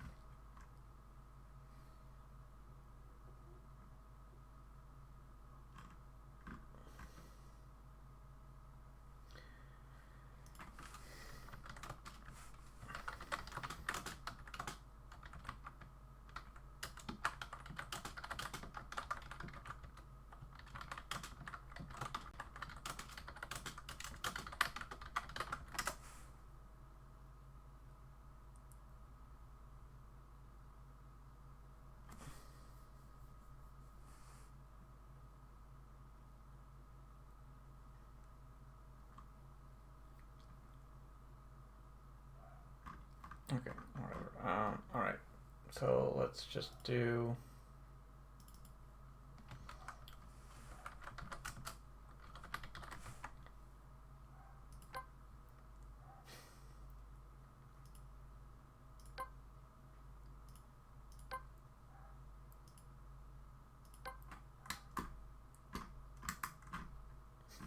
Okay, so export variable max air jumps, and that's gonna be 1, and then var air jumps left equals 1. Oh, equals int, I guess. And then on righty, spread scale size 1 times size, and then jumps equals total air jumps left equals max air jumps. Oh, okay.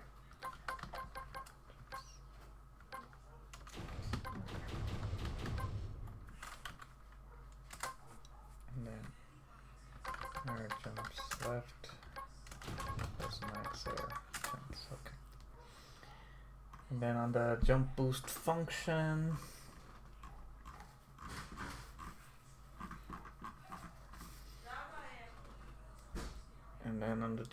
function, give a bird boost and refill our jump button full normal jump. Okay, minus jump boost.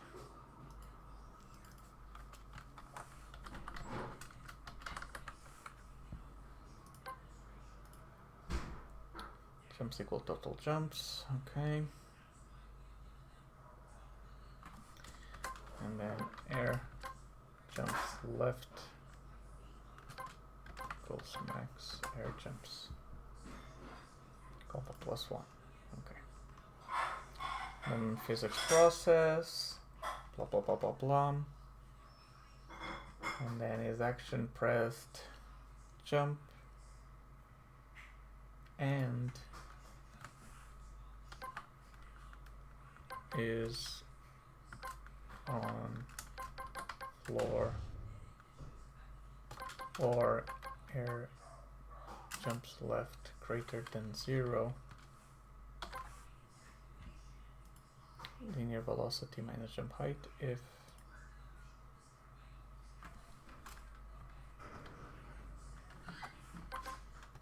not is on floor and air jumps left minus equals 1.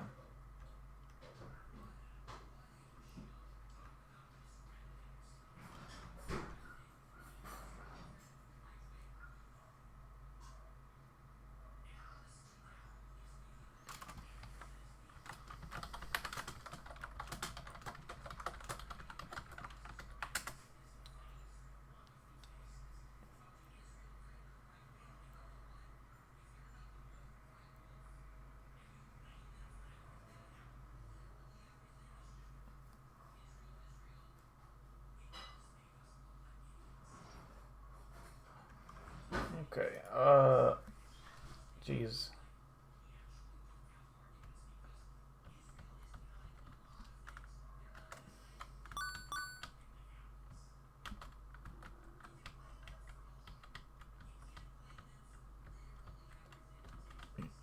Why can't I double jump again? Oh, maybe I forgot to reset the max air jumps when I'm on the floor.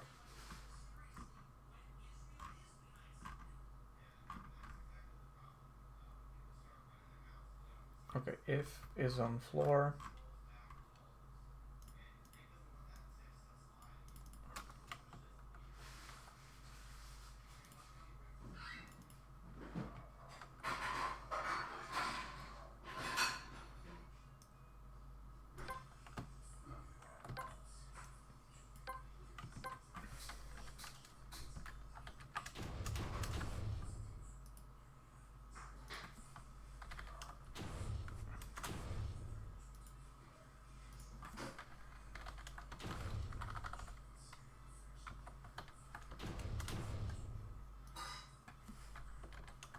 Okay. And now, air jumps left equals max air jumps. That should work.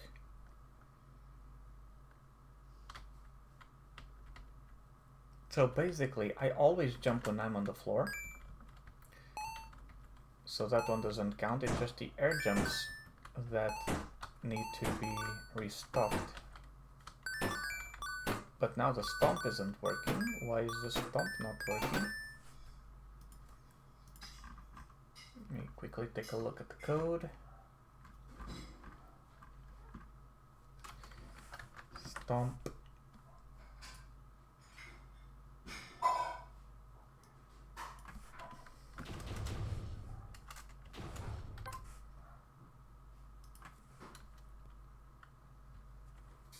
I think that's probably it. Yep, there you go, fixed.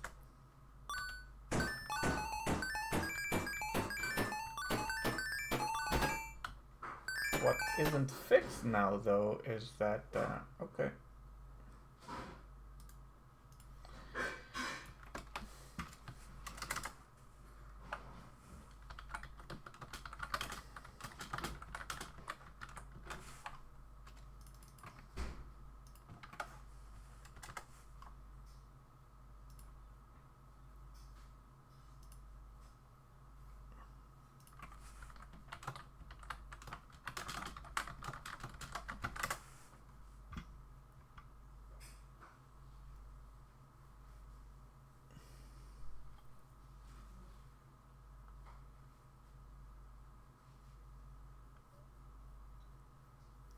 Okay, let's try a quick and dirty fix. So first of all, let's do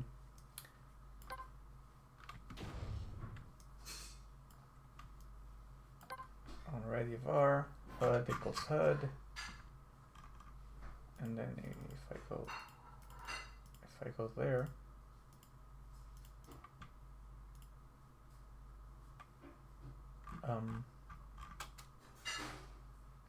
I just do agt.eon.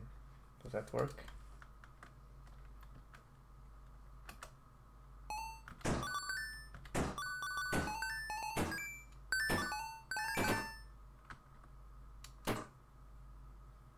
Nope.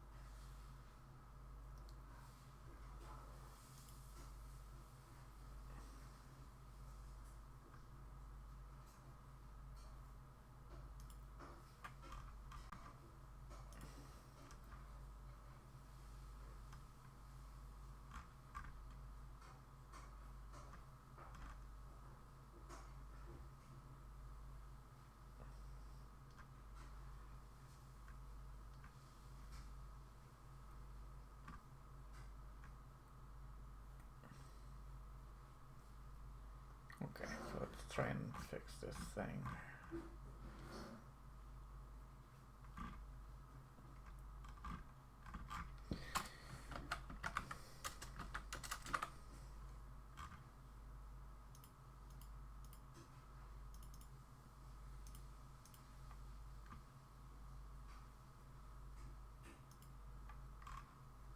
Oh, wait, what did I alter?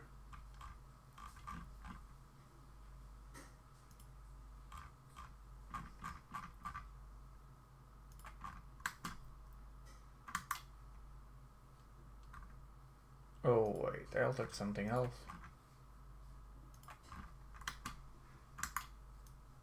Never mind.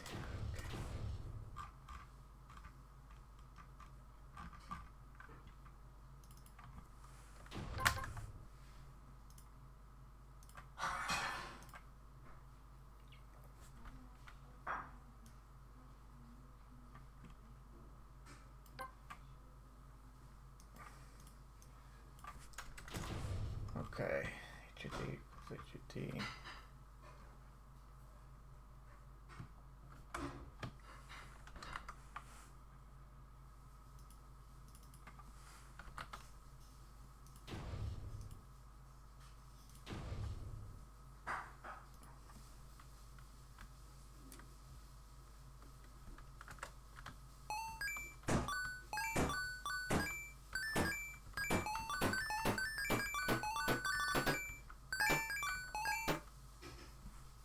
Okay.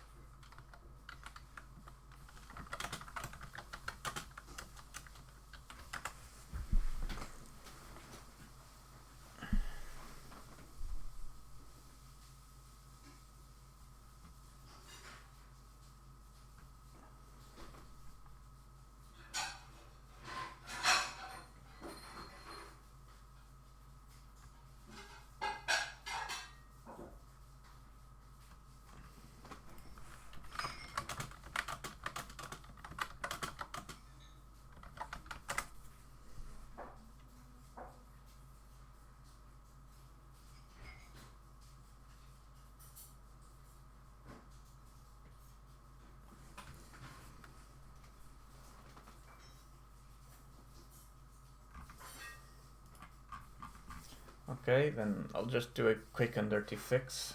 So var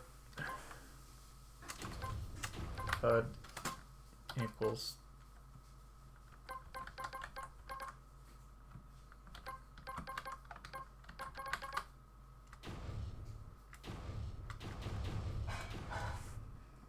okay, and then here I just put HUD.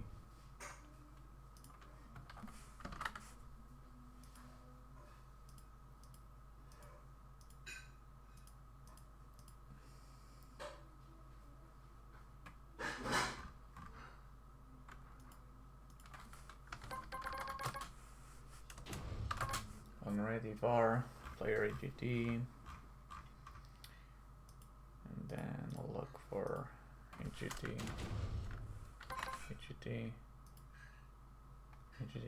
Does that work?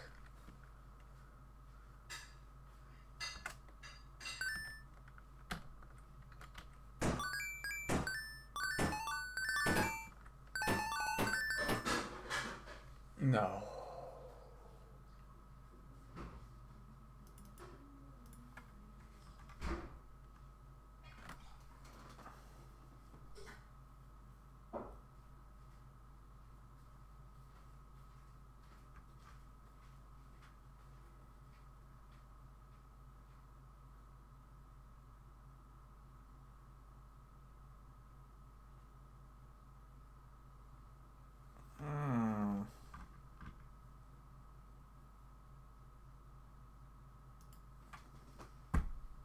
Okay, you know what, guys? I'll continue this tomorrow. Taking forever. So, yeah, thank you all very much for watching. Oh, sorry I didn't see your text. Aaron TV. You're probably not here anymore.